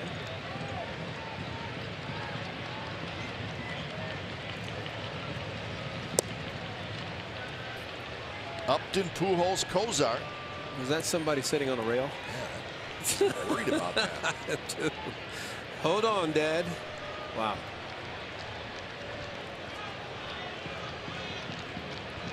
Upton has singled, and he has hit a fly ball to center field. He skies this one, shallow center.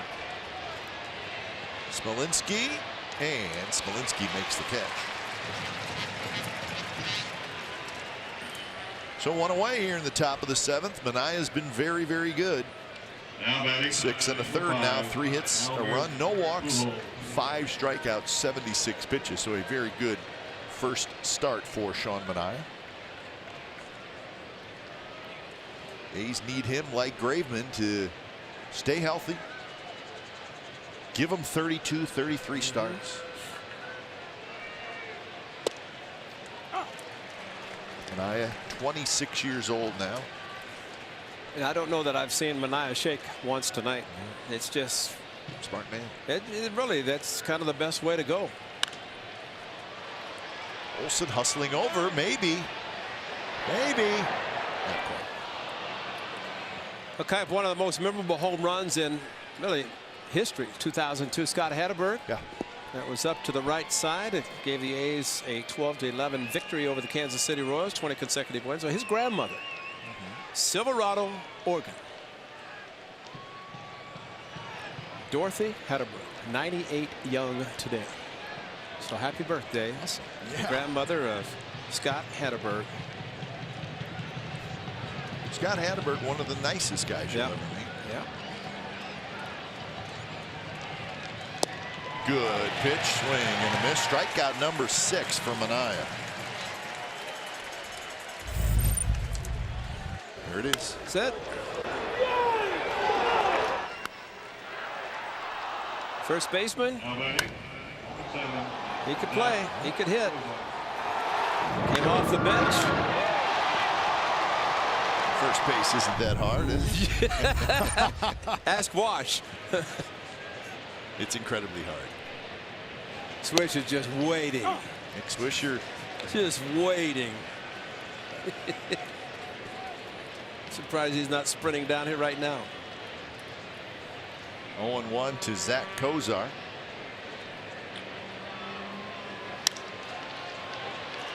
More action for Smolinski.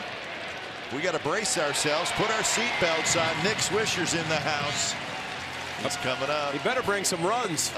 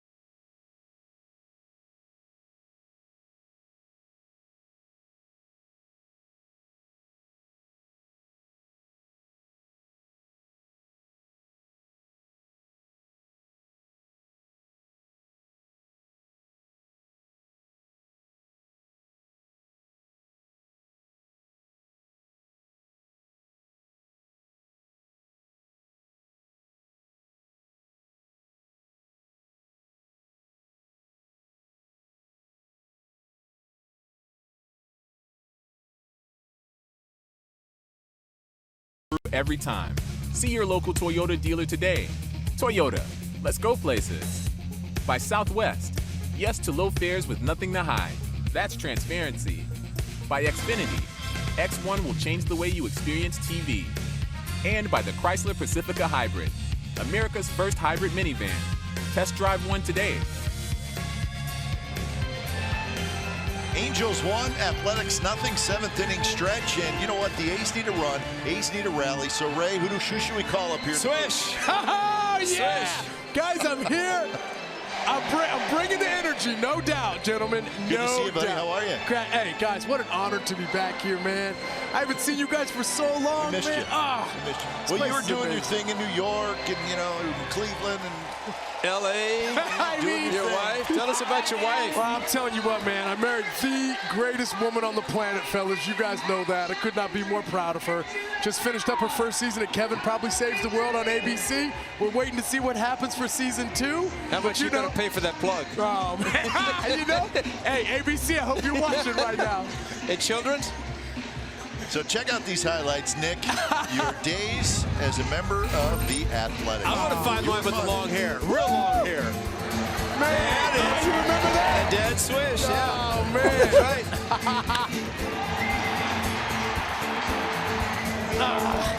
Oh, that's it. Hopping on the easy tree right there, baby. But you saw Milton Man. Bradley, and how fun was that 2006 team? It was a very talented team. And you were a young player on a team that really had a lot of veterans, Right. which I thought was interesting sometimes. Some of the guys were like, Swish, cool it. And you were like, no, I'm just being myself. Yeah, I mean, I know one speed, guys. I mean, you know that now. That's it. It's 100% all the time. And so for myself to have the opportunity to be part of such a young, new core coming up here in Oakland, especially for those years, we were successful, and it was an honor to be here, guys. And, you know, I was thinking as we were talking between that you signed the contract, you were going to be the face of their stadium. We're still waiting. So you're back. Oh, maybe that's a good omen there. I mean, you know what? I got a chance to see Lou. I got a chance to see Billy down there. I mean, for Steve Usenich to be able to throw out the first pitch, 51 years, man. How great is that? I mean, he has affected each and every one of us in the best of ways. And also on the other side, man, just to see how big of a crowd that Oakland has here at home, man. This are good signs right now. It is good. So how's retirement treating you? I mean, it can't be. I mean, you talk to players who retire, and it's tough the first couple years. Yeah. You know what, man? I feel like for myself, I went through a little bit of, I guess, what you could call maybe a little bit of depression for myself. Because that's hard to believe. Yeah, well, I mean, you know, because you do something for so long, you get into your routines, and you think baseball is who you are. And it took my wife telling me a bunch of times that baseball isn't who you are. Baseball is just what you did. How much did it help having a father who played the game go through that transition of retiring, basically, that kind of helped you through that? I mean, crucial. You know, it's always easier to listen to somebody who's been there and done that rather than anyone who hasn't been there at all. So I think for myself, I was lucky and fortunate that I had people in my life that helped me prepare for retirement. But still, when you pull that string, get up, get up. Trout back.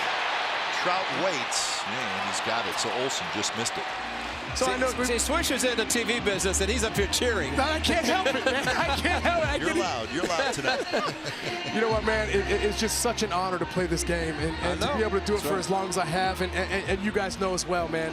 You know, as long as you put that uniform on, you have a lifetime pass to be a kid as long as you want. That's right. Good for you. But when you pull off that Band-Aid, man. Yeah. All right, we got a pitching change, so we'll be back. Pitch count. Time for change. Think Speedy Oil Change and Auto Service, your trusted oil change tune-up and smog experts. We'll continue with Nick right after this.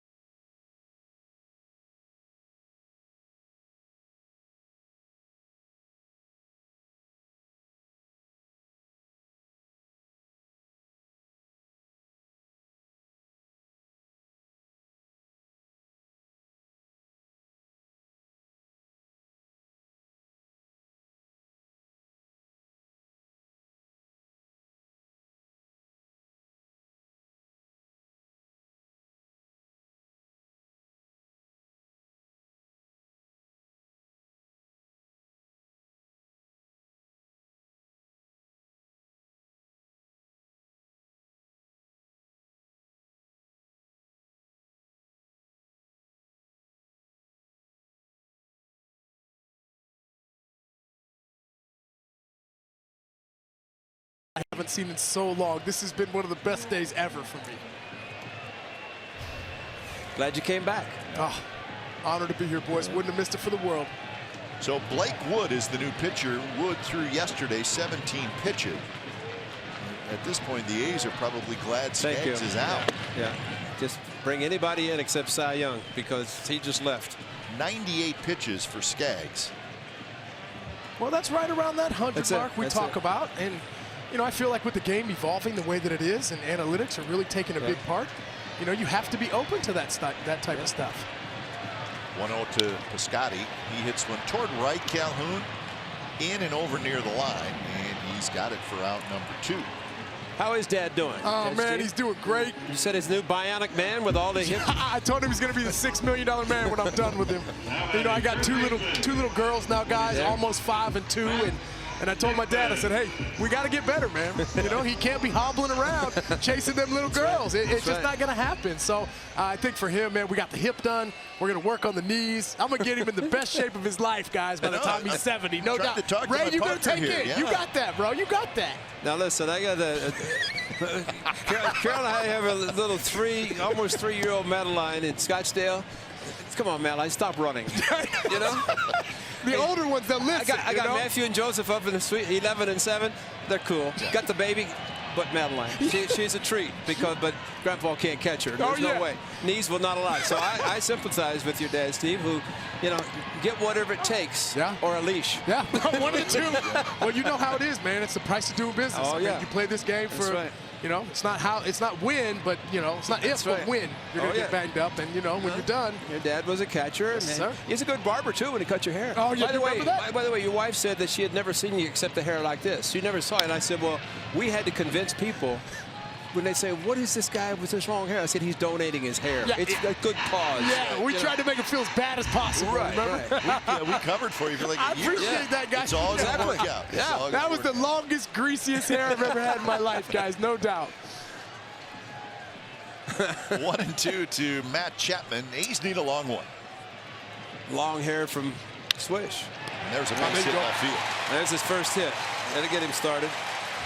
What was it like, Swish? We've talked about it. Of course, yeah, here we get to see. Look at greasy locks right there, guys. In the bag. Greasy. But, you know, as long as you played the game, you go through 1 year, you put up numbers like an 06. Of course. Going to 07. Talk about trying to get the first hit, you know, just to get it off. Because you look on the scoreboard, you see all those zeros. And now you get a hit, and it's about $120. I know, that's the thing, man. It's kind of like the numbers are so lopsided, I guess, early in the season because it can drastically change from one way to the next. I think the greatest part about having an opening day at the beginning of the season is that everyone feels like they have a chance to win. Yeah, that's true. And as of right now, Uncle Names are 1-0. That's it. You know, going into game 2. And I think that when you have that sort of mentality that take each day for the day, you know, win today and then we'll worry about tomorrow. And especially with the young core that they have, bringing over Luke Croy is crucial, man. He's a veteran guy behind the plate. He's going to help these guys. He's got one of the best beards in the game. There's no doubt about it. Got to have the beard. Well, and when you have Bob Melvin leading your crew, you feel like you're in good hands. He's a great man. He's a great manager. Knows the game up and down. And especially with an organization like Oakland, man, where you're constantly moving guys in and out, you've got to have a good grasp on things. And he seems like he's doing a great job with that. He does a great job. Best I've seen.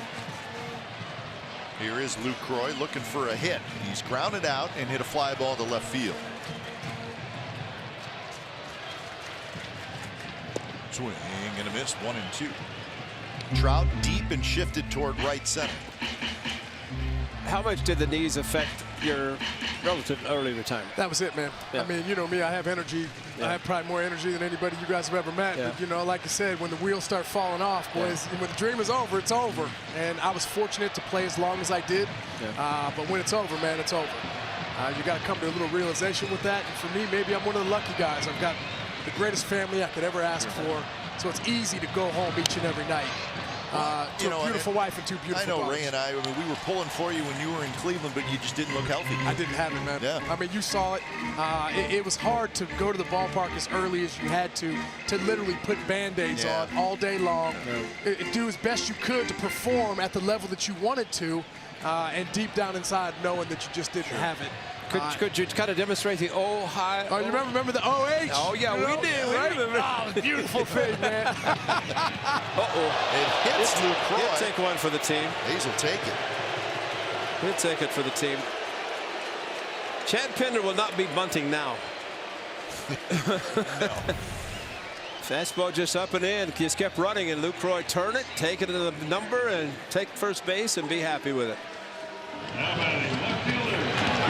Guys, this is the type of stuff that I don't miss. I don't miss this at all. How about with the Texas Rangers. Yeah. Who was it? Vicente Padilla, you remember? Well, I knew you would never forget. Oh, man, I got How many times did he throw at you before he finally hit you? He threw me twice and hit me on the third one. Yes, he did. And I tell you what, boys, that was my rookie year, and I was down there in the bullpen and had to make my way out here to the mound to clean up that mess. Yeah, you remember that, bro? That's right, buddy. You remember that. That's right. I never forget, man. I was running out there, and I got about 5 feet away from him, and I said, look at the size of this guy. That's all right. He's standing on the mound. That's it. I just remember just falling down, and Salta Lamacchia just, like, landed on me. And he was like 250 pounds. I was like, bro, I can't move. And that was my next move. I'm trying to grab Salty. He swishes somewhere under there. We got to get this guy out of here. But the one thing I remember guys saying that they would go up to him and say, enough's enough. Because he kept hitting you. He's a pitcher who didn't have to hit. Yeah. And some of the teammates were having to wear it because of what he did to you guys. Well, as a matter of fact, I had a teammate, Mark Teixeira, in New York. Exactly. I know that. He's the one. And that was the guy that, really kind of didn't like what was going on because Tex was the best player for Texas at the time. And that's who they'd go after. That's the guy you're going to hit. That's right. But I remember that. Uh-oh, look out. Got him. That cannot happen. No.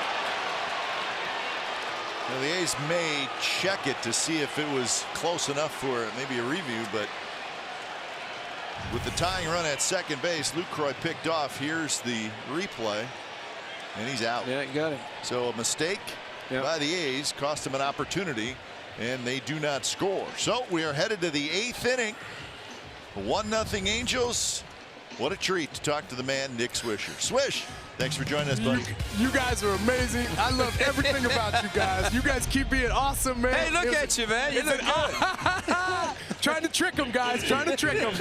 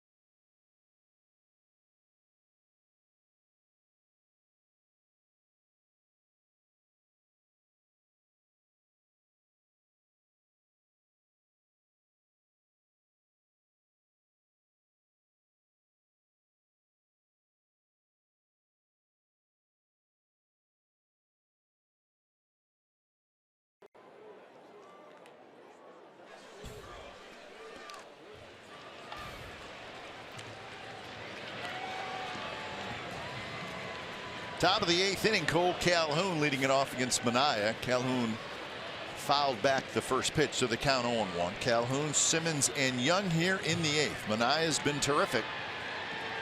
The only run allowed, a Trout home run in the first. Kind of reminiscent of the game he pitched in Houston, very similarly, to give up nothing, but nothing to show for it. But he's doing a great job of keeping his club close enough, keeping him in the game to where one swing. And this is the number 15. Huddy, if you're watching, there's your number with Began and Petit to the newcomers. 2 pitch off speed. So 1-2 the count. 84 pitches for Sean Manaea. What a treat seeing Nick Swisher. Hearing Nick Swisher. It's not phony enthusiasm. No, it's not. He enjoys life. Good for him. I remember when I saw Eric Burns. Of course, he sprinted when he was introduced tonight. But that's Burnsy. But his son was there, and I looked at him and I said, I don't know you, but I would venture to say you're probably the son of Eric Burns, aren't you? He goes, yes, I am. Gonna be a tough play. Olsen's got it. He flips to Minaya. Bare hand. What a play. Wow. That is a tremendous play by both. Unbelievable job. Great athleticism on display for both of these guys. This is what we call a tweener. The pitcher's got to sell out, get to the bag. Oh, he's only got one play. That's with the leather. Manaya's got to react. Bare hand, secure the out. Great job on both ends. Well, the one thing about Manaya having to reach back, that's why he went to the bare hand. If he's a right-handed pitcher, catches with a glove, utilize the bare hand and watch the ball into his head all the time, seeing where the bag is to be able to touch that as well. And if he tries to reach back with his glove and catch it, no way. It shoots right by. There's no way. So great reaction, and Cole Calhoun, that's called a big league play, and what might have been a base hit someplace here, it's a great play defensively, and you see those throughout the season. Just foul. Chapman grabs it. Here's Eric Burns. Hey, remember, you know, that's not unusual to see him run like that, because he does things that you can't even imagine. But the Iron Man stuff. He's ran the action. It's called the Western States 100. That's a 100-mile race. Yeah. That lasts 24 hours. If you finish 24 hours in 1 minute, thanks for coming. You didn't finish. Yeah, they asked me to do that a couple years ago. I said, no, I don't have the time. Honestly, it was during the summer, and I got to work. So I said no. I mean, I may give it a shot sometime. How far is it? 100 miles? It's just 100. Okay. Can I Uber? You know, the amazing thing is to watch him do his little clinic on TV where he's the energy, but the one about going into second base, he's got the bunting, he's in the snow, diving headfirst in the snow. I mean, it's I tell you what, if you're not into coffee, like you don't want to, a double latte, you can put Dallas Braden, Nick Swisher, and Eric Burns in the same room, have a conversation with them, and you'll be rolling. Who needs a double shot espresso? Right. It's a shot of life, baby. Drink it up. I love it.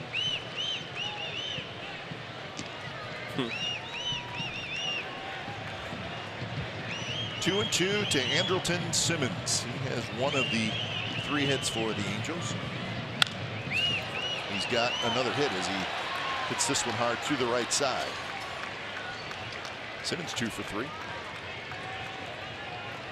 He's got that magic wand, and it's just a matter of, it's like Manny Sanguin. Yogi Berra, guys that could never hit strikes.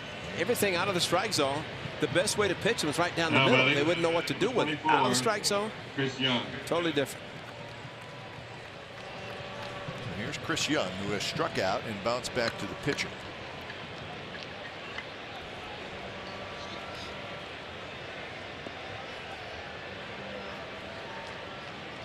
Keenan Middleton is in the Angels bullpen. Last night, the A's bullpen, or yesterday I should say, the A's bullpen went 6 innings, did not allow a run. The Angels bullpen 5 1/3, and they allowed a couple of runs. So the game did go 11 innings, but both bullpens got a fair amount of work.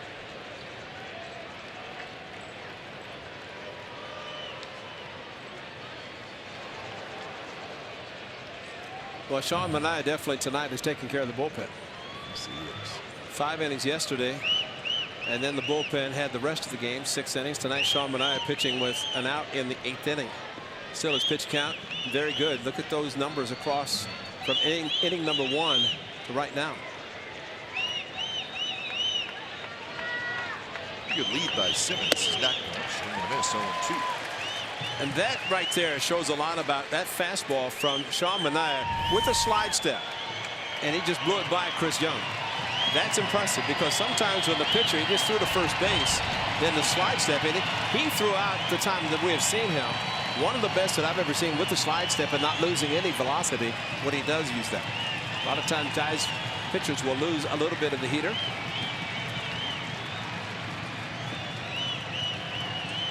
Oh, 0-2. Pitch number 95 coming up from Manaya.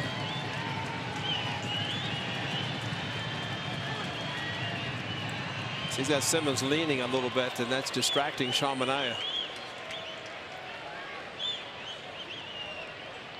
I think one of the best things that I ever heard Dallas Braden say to Bob Guerin is, let me control my own running game. Because a lefty looking, and you get a sign from the dugout to throw a pitch to the plate, guy takes off. What are you going to do? You see him go. I mean, you can see him leaning. Dallas, one of the best at that step back, throw to first, flat-footed. Good pitch off speed. Young strikes out. Strikeout number 7 for Manaya. Boss, you talked about it, the efficiency throughout the entire game. He's been absolutely dialed in. You see here the off-speed pitch down in the zone after blowing the heater by him earlier in the count. Just a great job of Manaya pitching all around this evening. So Manaya's going to exit at 7 2/3 innings.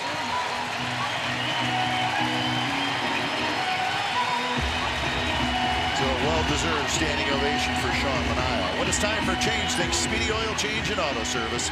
Your trusted oil change tune-up and spawn experts. Your attention.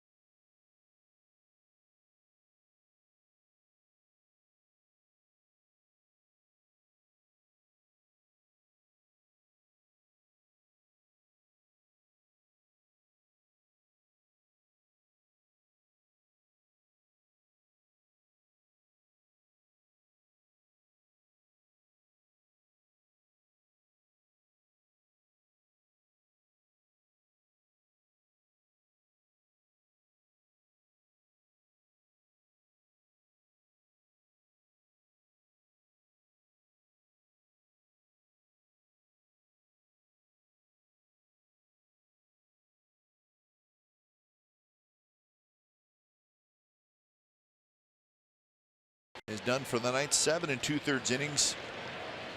And quite a performance. 95 pitches, no walks, 7 strikeouts. No walks, 7 strikeouts. So Yusmeiro Petit comes in, facing Martin Maldonado. Petit yesterday 2 innings through 25 pitches. Ray, this could be a situation where Bob Melvin says, just get me one out, get us back in the dugout for the bottom of the 8th. Yeah, Pagan, matter of fact, when Bob Melvin came out, he went to the right, pointing to Petit that he wanted him. Pagan, he's all ready to come in and to get this final out. Maybe he would start the 9th inning. Runner goes, ball's bounced up the middle, backhanded by Lowry. Slow runner Maldonado. Lowry has time, throws on the run, side retired. Bottom of the 8th coming up, 1-0 Angels lead.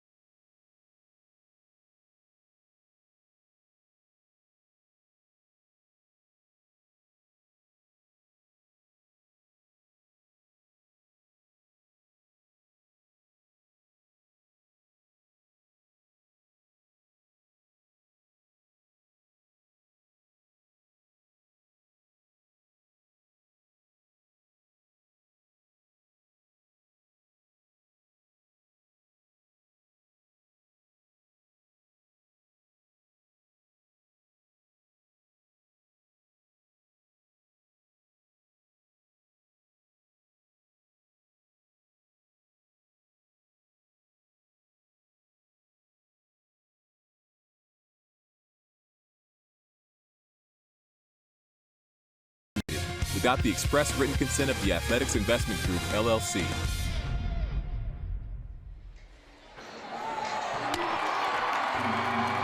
Game summary brought to you by your local Toyota dealers. 1-4-0 for the Angels, 0-4-0 for the Athletics. Not a lot of offense. Skaggs was very good. So was Sean Manaea. The only run in the game is a Mike Trout home run in the very first inning. Your attention, please, ladies and gentlemen. So, late innings at the Coliseum. A's walked off yesterday. Number 23. Come from behind and win it again tonight. So when it's time for change, think Speedy Oil Change and Auto Service, your trusted oil change, tune-up, and smog experts. Here's Keenan Middleton. So Middleton comes in, and he's going to face the pinch hitter, Matt Joyce. Joyce is hitting for Pinder.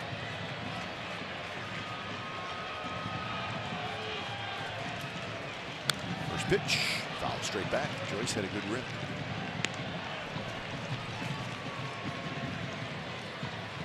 Joyce hit in the leadoff spot yesterday.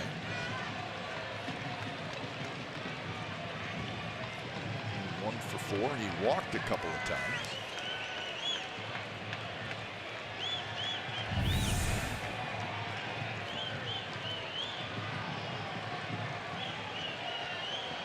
He buckled on that left knee a little bit.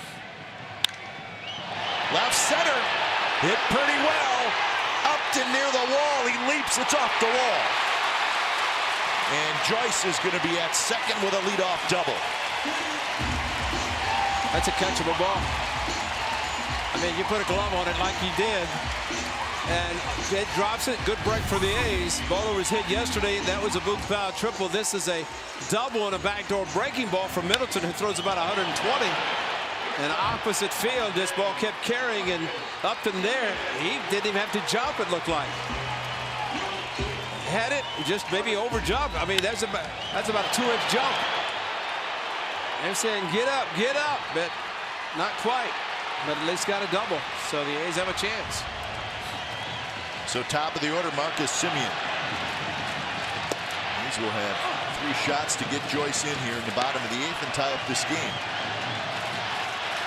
Middleton yesterday, 27 pitches in an inning and a third of work. Angels used 6 of their 8 relievers yesterday. Well, the main guy they didn't use was the closer. Never got that opportunity.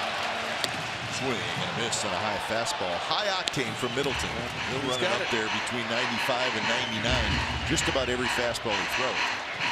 It's almost the point of Maldonado calling that breaking ball that Joyce hit to left field. He doesn't want a swing. He wants a pitch, but no contact, no nothing, just maybe a show pitch.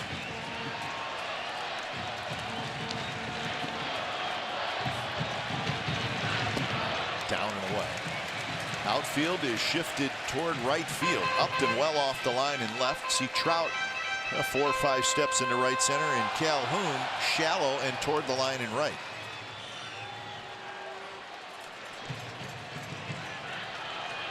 Semien had a base hit in the 3rd. He is grounded out, and he was robbed of a hit by Calhoun in the 6th.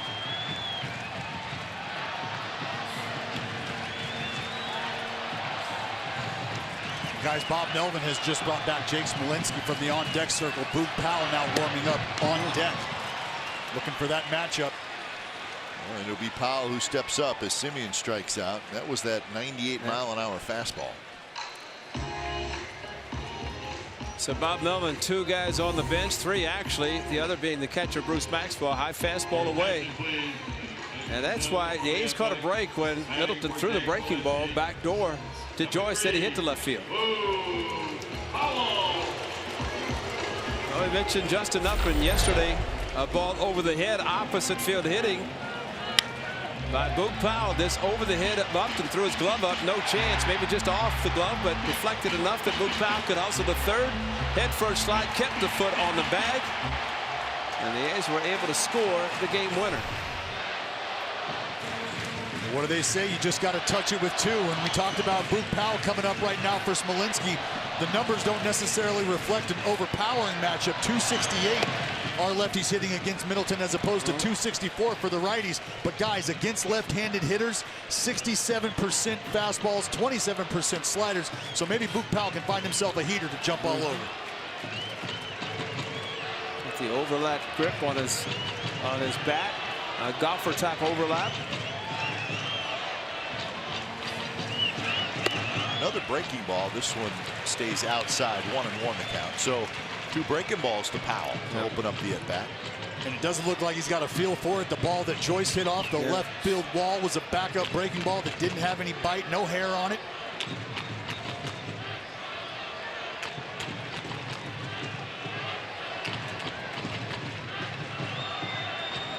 Simmons trying to hold Joyce close at second base. Bounce toward first. Nice hop for Pujols. He hustles to the bag, and Powell sliding head first. Cannot quite beat Pujols to the bag. Oh, that's the second out. That Joyce is limping around at third, and he may have to come out of the game. The problem is, Ray, is Maxwell's your only extra player. Right. And the left fielder, although, well, Boog Powell's going to go into the outfield. But Smolinski, that's 2 outfielders. He just did it when he hit the bag. He turned around and so this is a tough spot for the A's because they really. Is he okay? Saying, what do we got? But see, when he turned around and looked and hit the bag, that bag's hard. It's slippery and looked like he twisted in his ankle or lower part of his leg when he hit the bag. So 2 outs. Here's Lowry. First pitch. Swung over top. Kind of takes you back to that Bryce Harper injury at first base when he planted his leg on first and got the slip and the knee happened.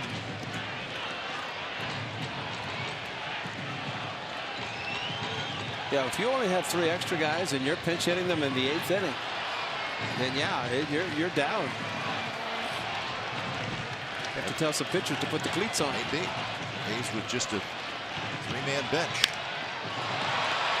Left field, but it's going to hang up and be playable for Upton. So Middleton does a nice job. He works out of the jam after the leadoff double. 9th inning coming up, 1-0 Angels.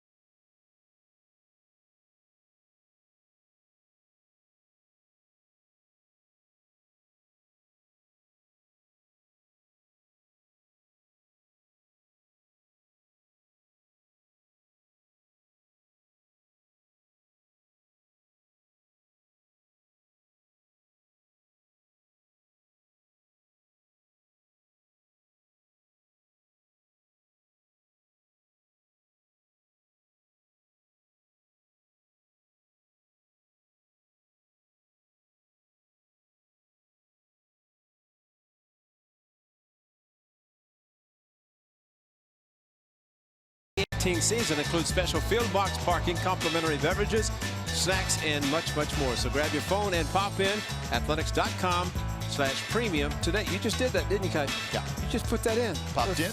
You popped it in. Hey, when it's time for a change, take Speedy Oil Change and Auto Service, your trusted oil change, tune-up, and smart experts. Joyce stays in the game in left field, and it's Emilio Pagan, our first look at the right-hander who had a very nice season last year rookie season with the Seattle Mariners.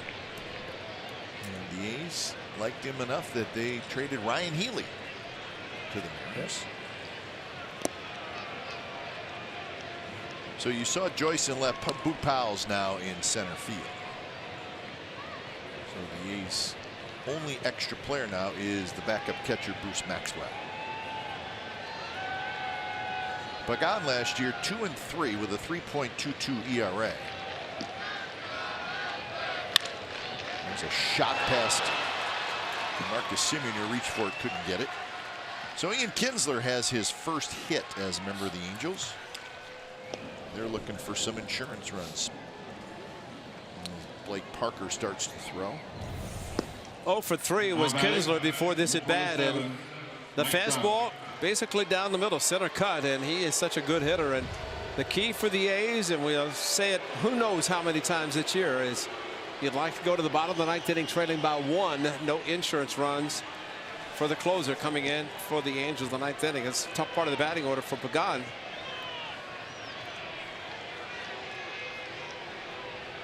So here's Trout.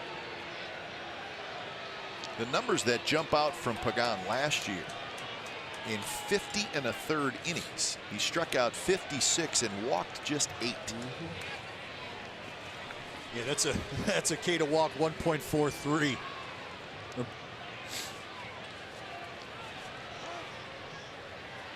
And Ryan Healy, who was banged up in spring training, I believe he got healthy in time to start the season. There was a little concern he may miss a little bit of time. He's going to be the everyday first baseman for the Seattle Mariners, so we wish Ryan Healy good luck up in Seattle. We will see him plenty.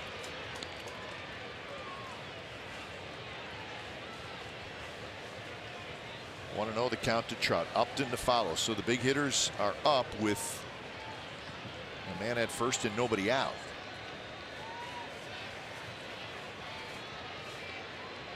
Trout a homer and a couple of fly balls to center field.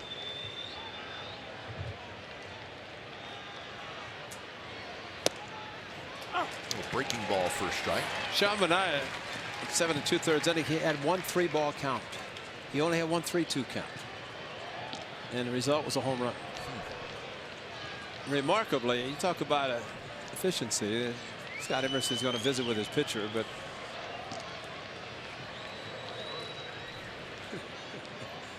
that's only 1 visit. The whole stadium can come out. 27,000 people. It's only 1 visit. But you know, Oakland, make it 5. It's not extra innings yet. But I had Sean Manaea with 26 batters faced.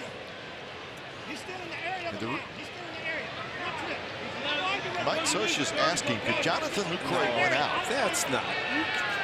He had the whole team on the mound yesterday and was only 1 trip. But Jonathan Lucroy was out, and then he started to walk back off the mound toward home plate, and then when Bob came out, he went back, and that's what Swisher was checking on, is that 2 visits.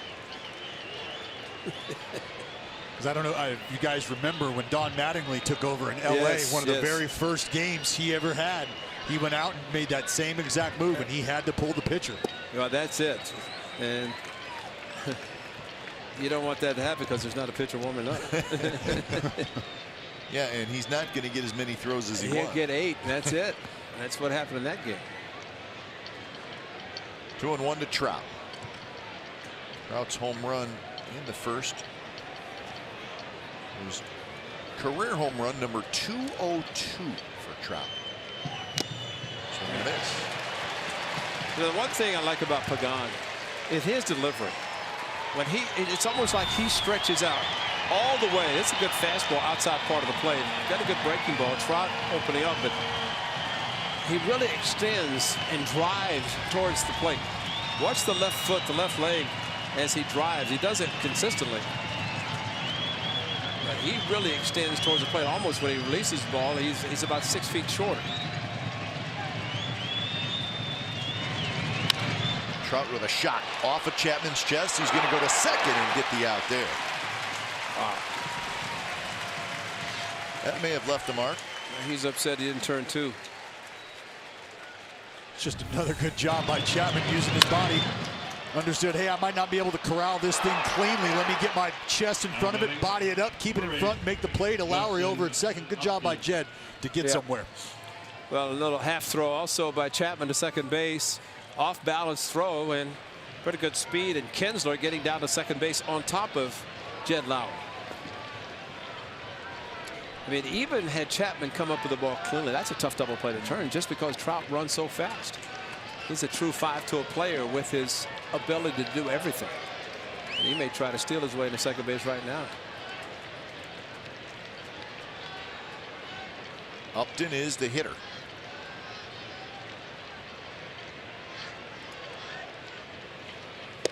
First pitch drops in for a strike.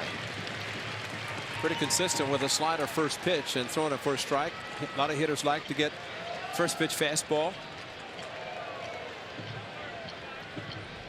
Keep an eye on Trout. Statcast can tell us how far he's out.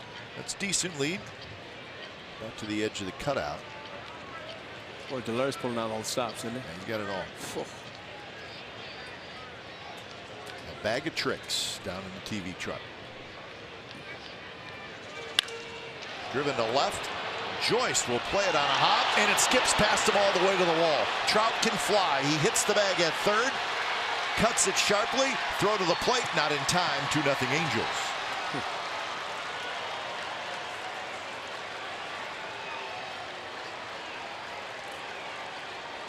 So we'll see what the ruling is. As the ball just skipped Pat Joyce, he looked just a little hesitant. Yeah. Well, I don't know if he could have done anything.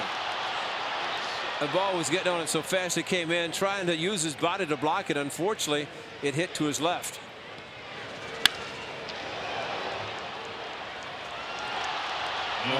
Mike Trout looking right at it. That helped as well. Well, and also you look at Trout's young career. He scores runs all the time. Yep. I mean, he leads the league in runs scored. And it's such a huge run, especially with the A's not able to capitalize on a leadoff double last inning. And now they're faced with a 2-run deficit and hope that's all.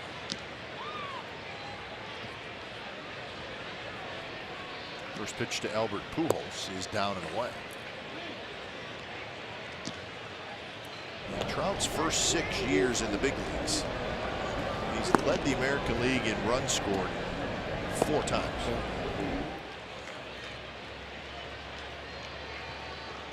I mean, he's got the power, but he can also set the table and score runs with guys behind him. I mean, how many runs do you think he scored with Pujols in?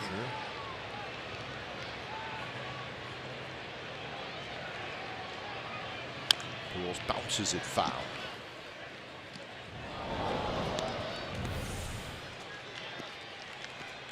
Here's the speed. See, he cuts the corner well, too. The circle can't catch him. Look at that. Look at that. It never caught him. That's speeding in a school zone, Foss. 28 to 25. Slow it down, Trout. It's like the rabbit, right? You can't never catch the rabbit. Here come the rabbit, rabbit, rabbit.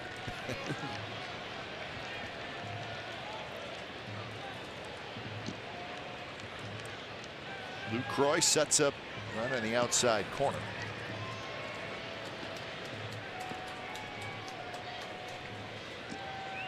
Rangers beat the Astros tonight 5-1. So that series tied at a game apiece. Pfister over Keuchel. Mazzara hit a home run for the Rangers.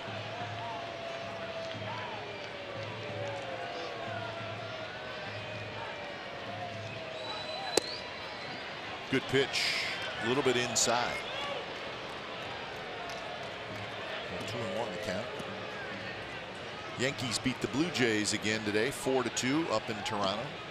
Stanton did not homer, but he hit 2 yesterday for his Yankee debut. First at bat, Giancarlo Stanton. Still on pace for 162. Yeah. Tanaka got the win. Chapman got the save.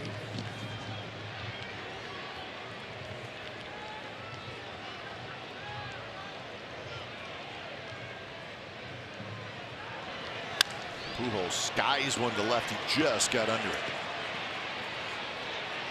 Joyce waits. He's got it. So that's the second out. Red Sox beat the Rays 1-0 in St. Petersburg. Red Sox got a run in the 7th. So they even up that series after losing a 4-run lead yesterday to the Twins. Pirates beat the Tigers 13-10 in 13 innings today in Detroit. That was a makeup home opener from a rainout on Thursday in Detroit.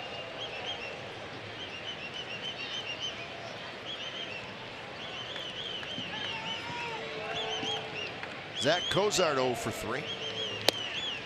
Interesting game though in Detroit. The Tigers scored the winning run in the bottom of the 10th inning. Base hit, run scores, close play at the plate, called safe. Game's over. Celebration, home opener. Go to the booth. 3-0, almost a 4-minute delay to look at the play. Called him out. No run, no walk-off. 2 innings later, Pirates score 3. Pirates win it. Ron Gardenhire went out, got thrown out. What a shock. And he was arguing the fact that it took that long. That long, yeah.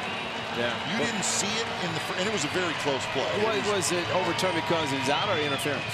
Because that's one of the problems. No, he was called safe and they turned it over and said he was out. But they were a celebration and he got changed. And the Tigers ended up losing the game. It's blocked by Lucroy. It squirts away and very good base running by Upton. He read it. The ball really didn't go that far away from Lucroy. But it'll be a wild pitch. Now, sometimes you do a good job blocking balls, but secondary lead of the base runner. He takes off once the ball hits the ground. Lucroy did it, couldn't find it momentarily, and Upton very alertly taking that extra 90 feet and a little stutter step. And that's pretty aggressive base running. You're saying, well, he's already in scoring position, but wild pitch, infield hit, a lot of different ways he can score. But just heads up base running. Fastball is high, 95 miles an hour.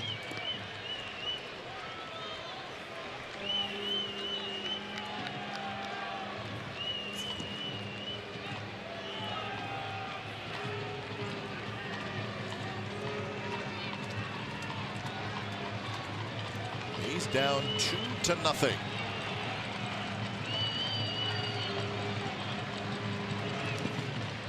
Blocked. So now it's a full count. In the bottom of the 9th inning, it'll be Chris Davis, Matt Olson, and Stephen Piscotty. Now the A's will need a base runner. Solo home run would not do him any good. Well, also no way to sacrifice. A lot of different things occur whenever the extra run. The closer loves it when he comes in with 2 versus 1, knowing that they can afford to make a mistake.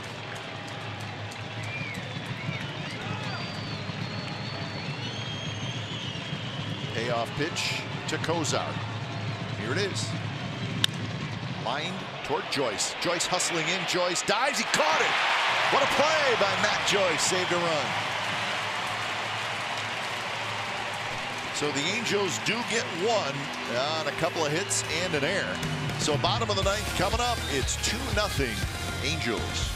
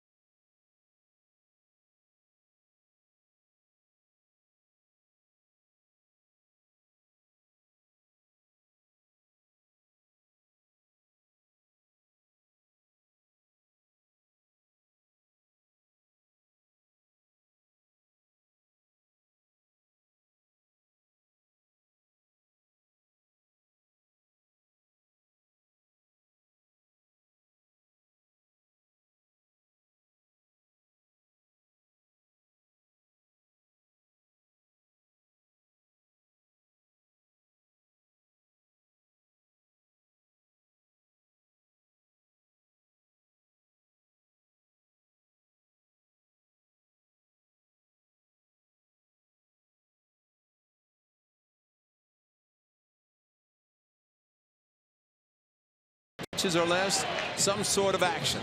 He was outstanding. Unfortunately, the 1-3-2 count he didn't have resulted in a home run. Other than that, great changeup, great slider, good fastball inside. He had everything working, 7 punch-outs, and turns it over to the bullpen. Right now, unfortunately, A's have not been able to score. He is a pitcher of record. And see what the A's can do. Well, they'll have to do it against Blake Parker. Mike Swisher said that he was not officially going to name a closer to start the season, but this is probably the closest they got. Parker had a really nice year last year. He came to spring training last year as a non-roster invitee, and he made the team, and he was the only reliever last year that stayed healthy, and he had a great year. He had 86 strikeouts in 67 innings. Blake Parker. With that type of swing and miss, there's no wonder why Soch likes to see him at the back end of a ball game, be able to secure that W if that's what they're looking for. Swing and miss guys usually tend to reside somewhere near the back end of the bullpen.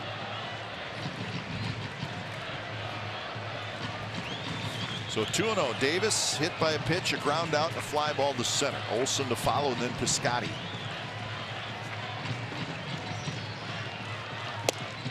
Good pitch there at 93 miles an hour. Parker is 32 years old. Some defensive replacements. Valbuena comes in the game at third.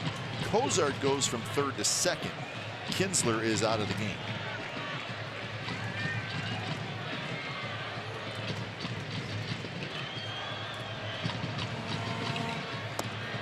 A little bit low. Good take by Davis. A's need a base run.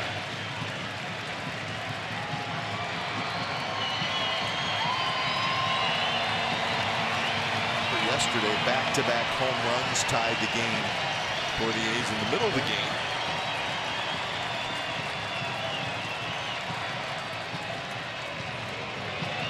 Davis with a mighty cut.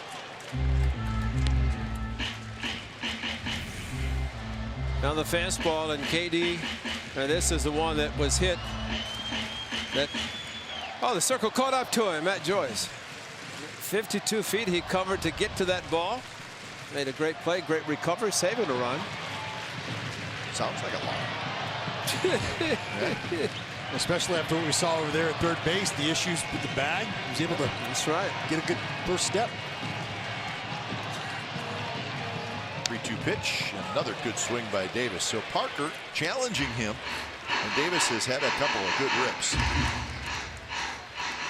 And you just have to wonder if he is going to stay with a good fastball. You see he sets up in a split finger fastball grip with each setup, so he doesn't have to fan his glove to go to the splitter. Maldonado wants another fastball, this time outside corner, pinky finger to the outside part of the plate.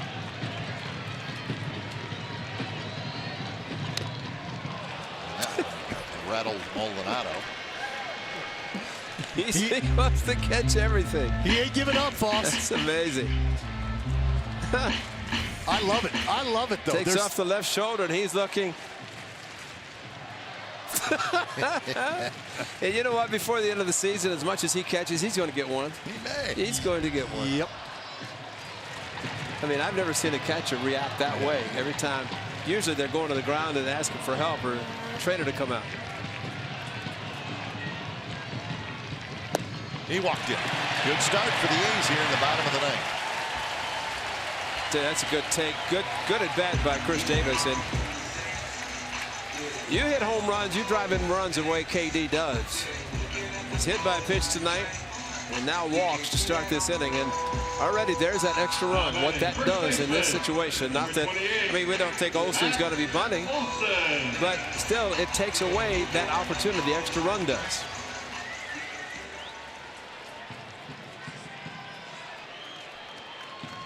Olson has grounded out, struck out, and hit a fly ball to center field. Simmons, the shortstop, playing right behind second base. Trout, deep, shifted toward left center just a little bit.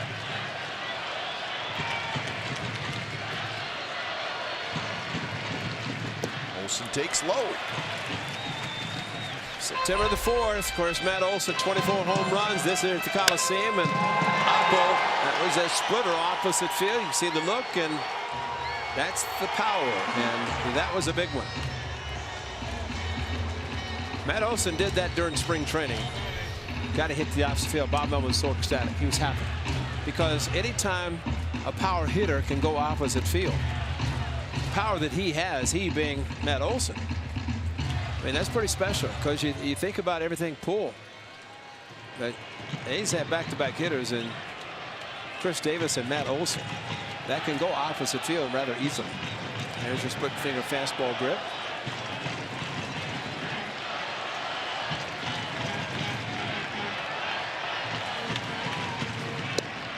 Good take. Fastball just a touch low, 2-0. There you are, the 24. Here's a trip by Charles Nagy. That is Matt Olson last year, 18 that had pulled. Because the ones he had in Philadelphia just kept going higher and higher. So in the span of one pitch, 2 visits. There was a visit, threw another ball, and then another visit. The first visit was from Maldonado's catcher.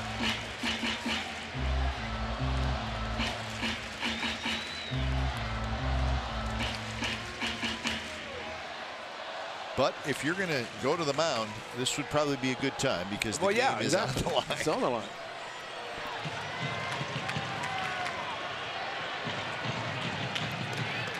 Well, the thing about Mike Swisher, he's the longest tenure manager. You're not going to do anything unless he agrees. Hey, Skip, can I go out? Okay, go. Or he may say, go. He needs some help. 2-0 to Olson. 3-0 to Olson.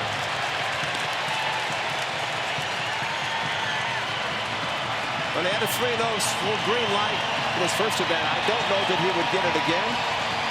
Because right now, Parker's having a tough time throwing strikes. And Matt Olson has an excellent eye. And that one is in for a strike. Problem for a pitcher when he's throwing to get me over fastball just to throw a strike, that can be very dangerous. Piscotty next. After Piscotty, Chapman. Rally caps are out.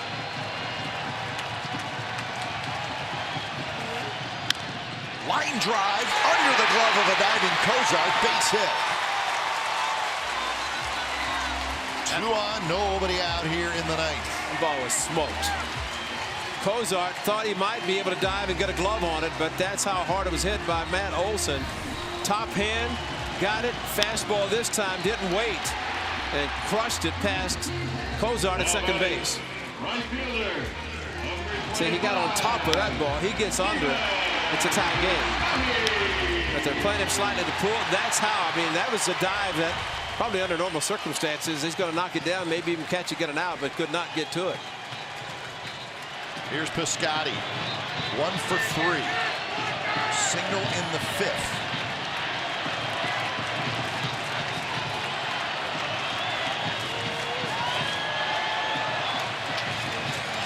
Piscotty 1 for 7 to start the season.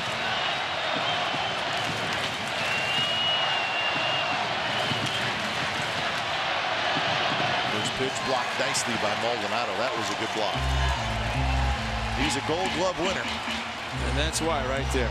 Because you block a ball instead of being second and third and nobody out, it remains the same. That's a breaking ball. He moved very sharply to his right. Did a very good job.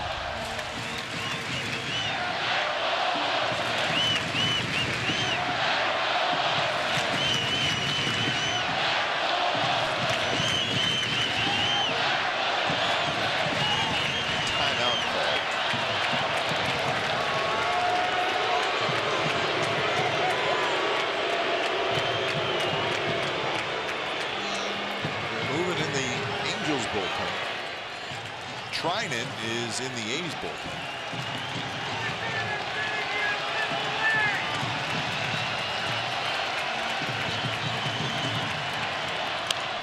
Popped up, and it's just below us. High fastball. That was a good swing. That's one of those Dallas Brady talking about straight back, just missed it. time Matt Chapman got his first hit. That's a lefty-righty. Johnson and Alvarez, a couple of guys who pitched yesterday, as did most of the bullpen, except for just a couple.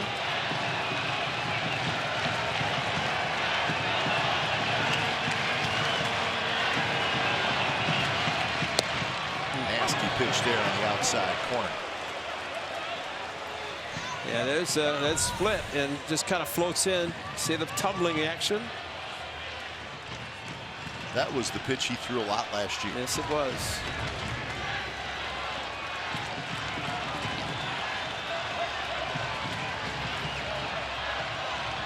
You talk about throwing it a lot, 28% to righties, 37% to lefties with that split. But if I'm Piscotty, you're going to see that pitch up. It's got a little bit of a hump in it tonight. Doesn't necessarily have that plane to straight down effect.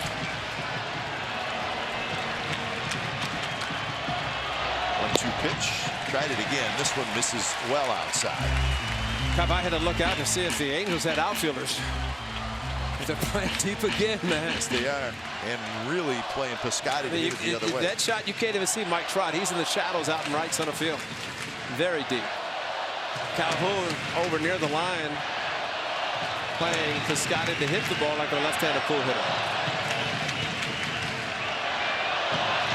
2-2 pitch. He chased that splitter, so Parker stayed with it. So Piscotty strikes out, and that's the first out here in the bottom of the ninth. Seventh time an ace hitter has struck out tonight. Not only that, but watch the block again by Maldonado. Ball in the dirt, it goes down, he blocks it, puts his catcher's mitt on the ground, and you know, twice in the at-bat by Piscotty, he did that, and that's why he's going to receive that great award for the best defensive catcher.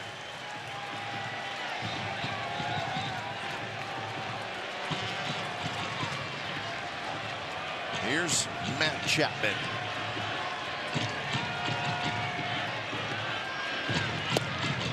That splitter drops in there for a strike. You wonder if he has that pitch, Ray, at a couple different speeds. Well, and more than anything, he's starting to get confident. Exactly. You know, ideally, you want to throw it hard and try to keep it down. You don't want it to float and be a hanger. That's a good one. The thing about it, he's going to it now.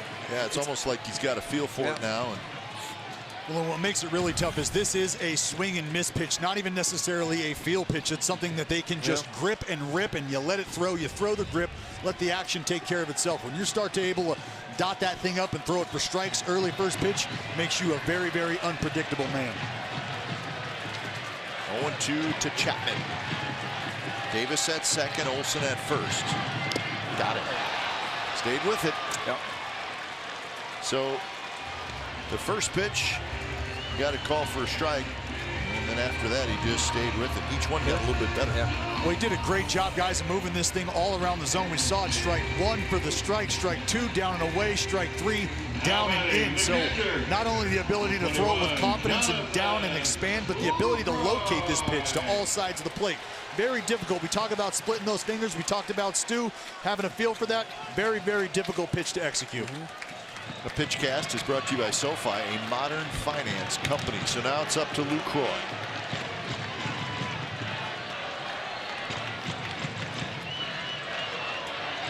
First pitch, driven toward right center. Trout's not going to get it. He'll play it on a hop.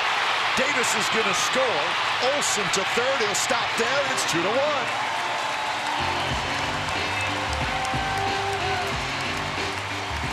Well, the way you combat the splitter, you go for whatever is early and hope it's up.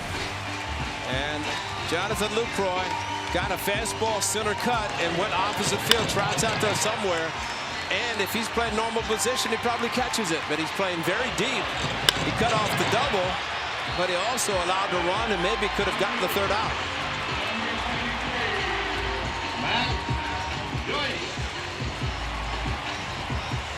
So it's up to Matt Joyce to tie this game or maybe walk it off. Olsen at third, Lucroy at first, 2 outs, bottom of the ninth.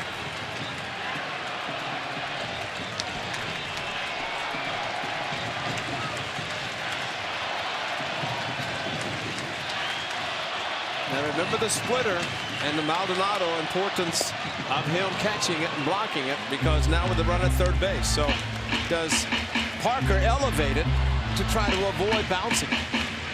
That's what 90 feet will do. And that's why it's important. They're playing, they being the defense playing, so Olsen can get a big jump or a lead down third base. So anything that's in the dirt away from the catcher, get the running start. Land on the front foot, head back, or head towards the plate if it's in the dirt. Tried it again, and it's 1-1. The Angels do have the lefty in the bullpen, Alvarez. Mike Swisher not bringing him in here. I think Mike Swisher would love to have somebody grab it and take it as the closer, and this is an opportunity for Parker.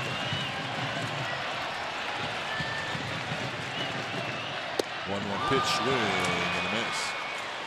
1-2. You see how elevated it was? Yeah. Took a lot off the pitch, and see the swing by Matt Joyce, how much out he was out in front.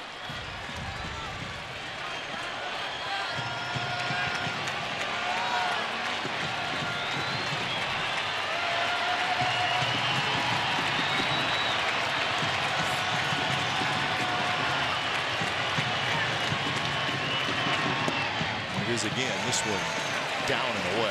It's almost like a knuckleball pitch. He just keeps throwing it. I'd be surprised if he threw a fastball. Yeah, he threw one.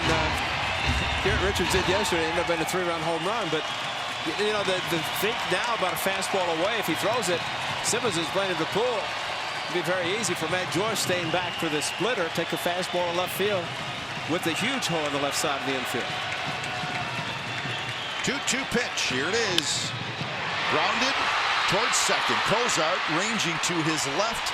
He scoops it up, throws out Joyce, and that's the ball game. So the A's make a run at it in the ninth, but they come up just a little bit short. They did get the one run, but it's not enough. So a pitcher's duel tonight. A Trout home run early, and the Angels hang on. 2 hours and 48 minutes in front of 27,665. The final score tonight in Game 2 of the season. The Angels beat the Athletics 2-1. A's Postgame Live is set to go from the Treehouse. Here's Brody Brazil.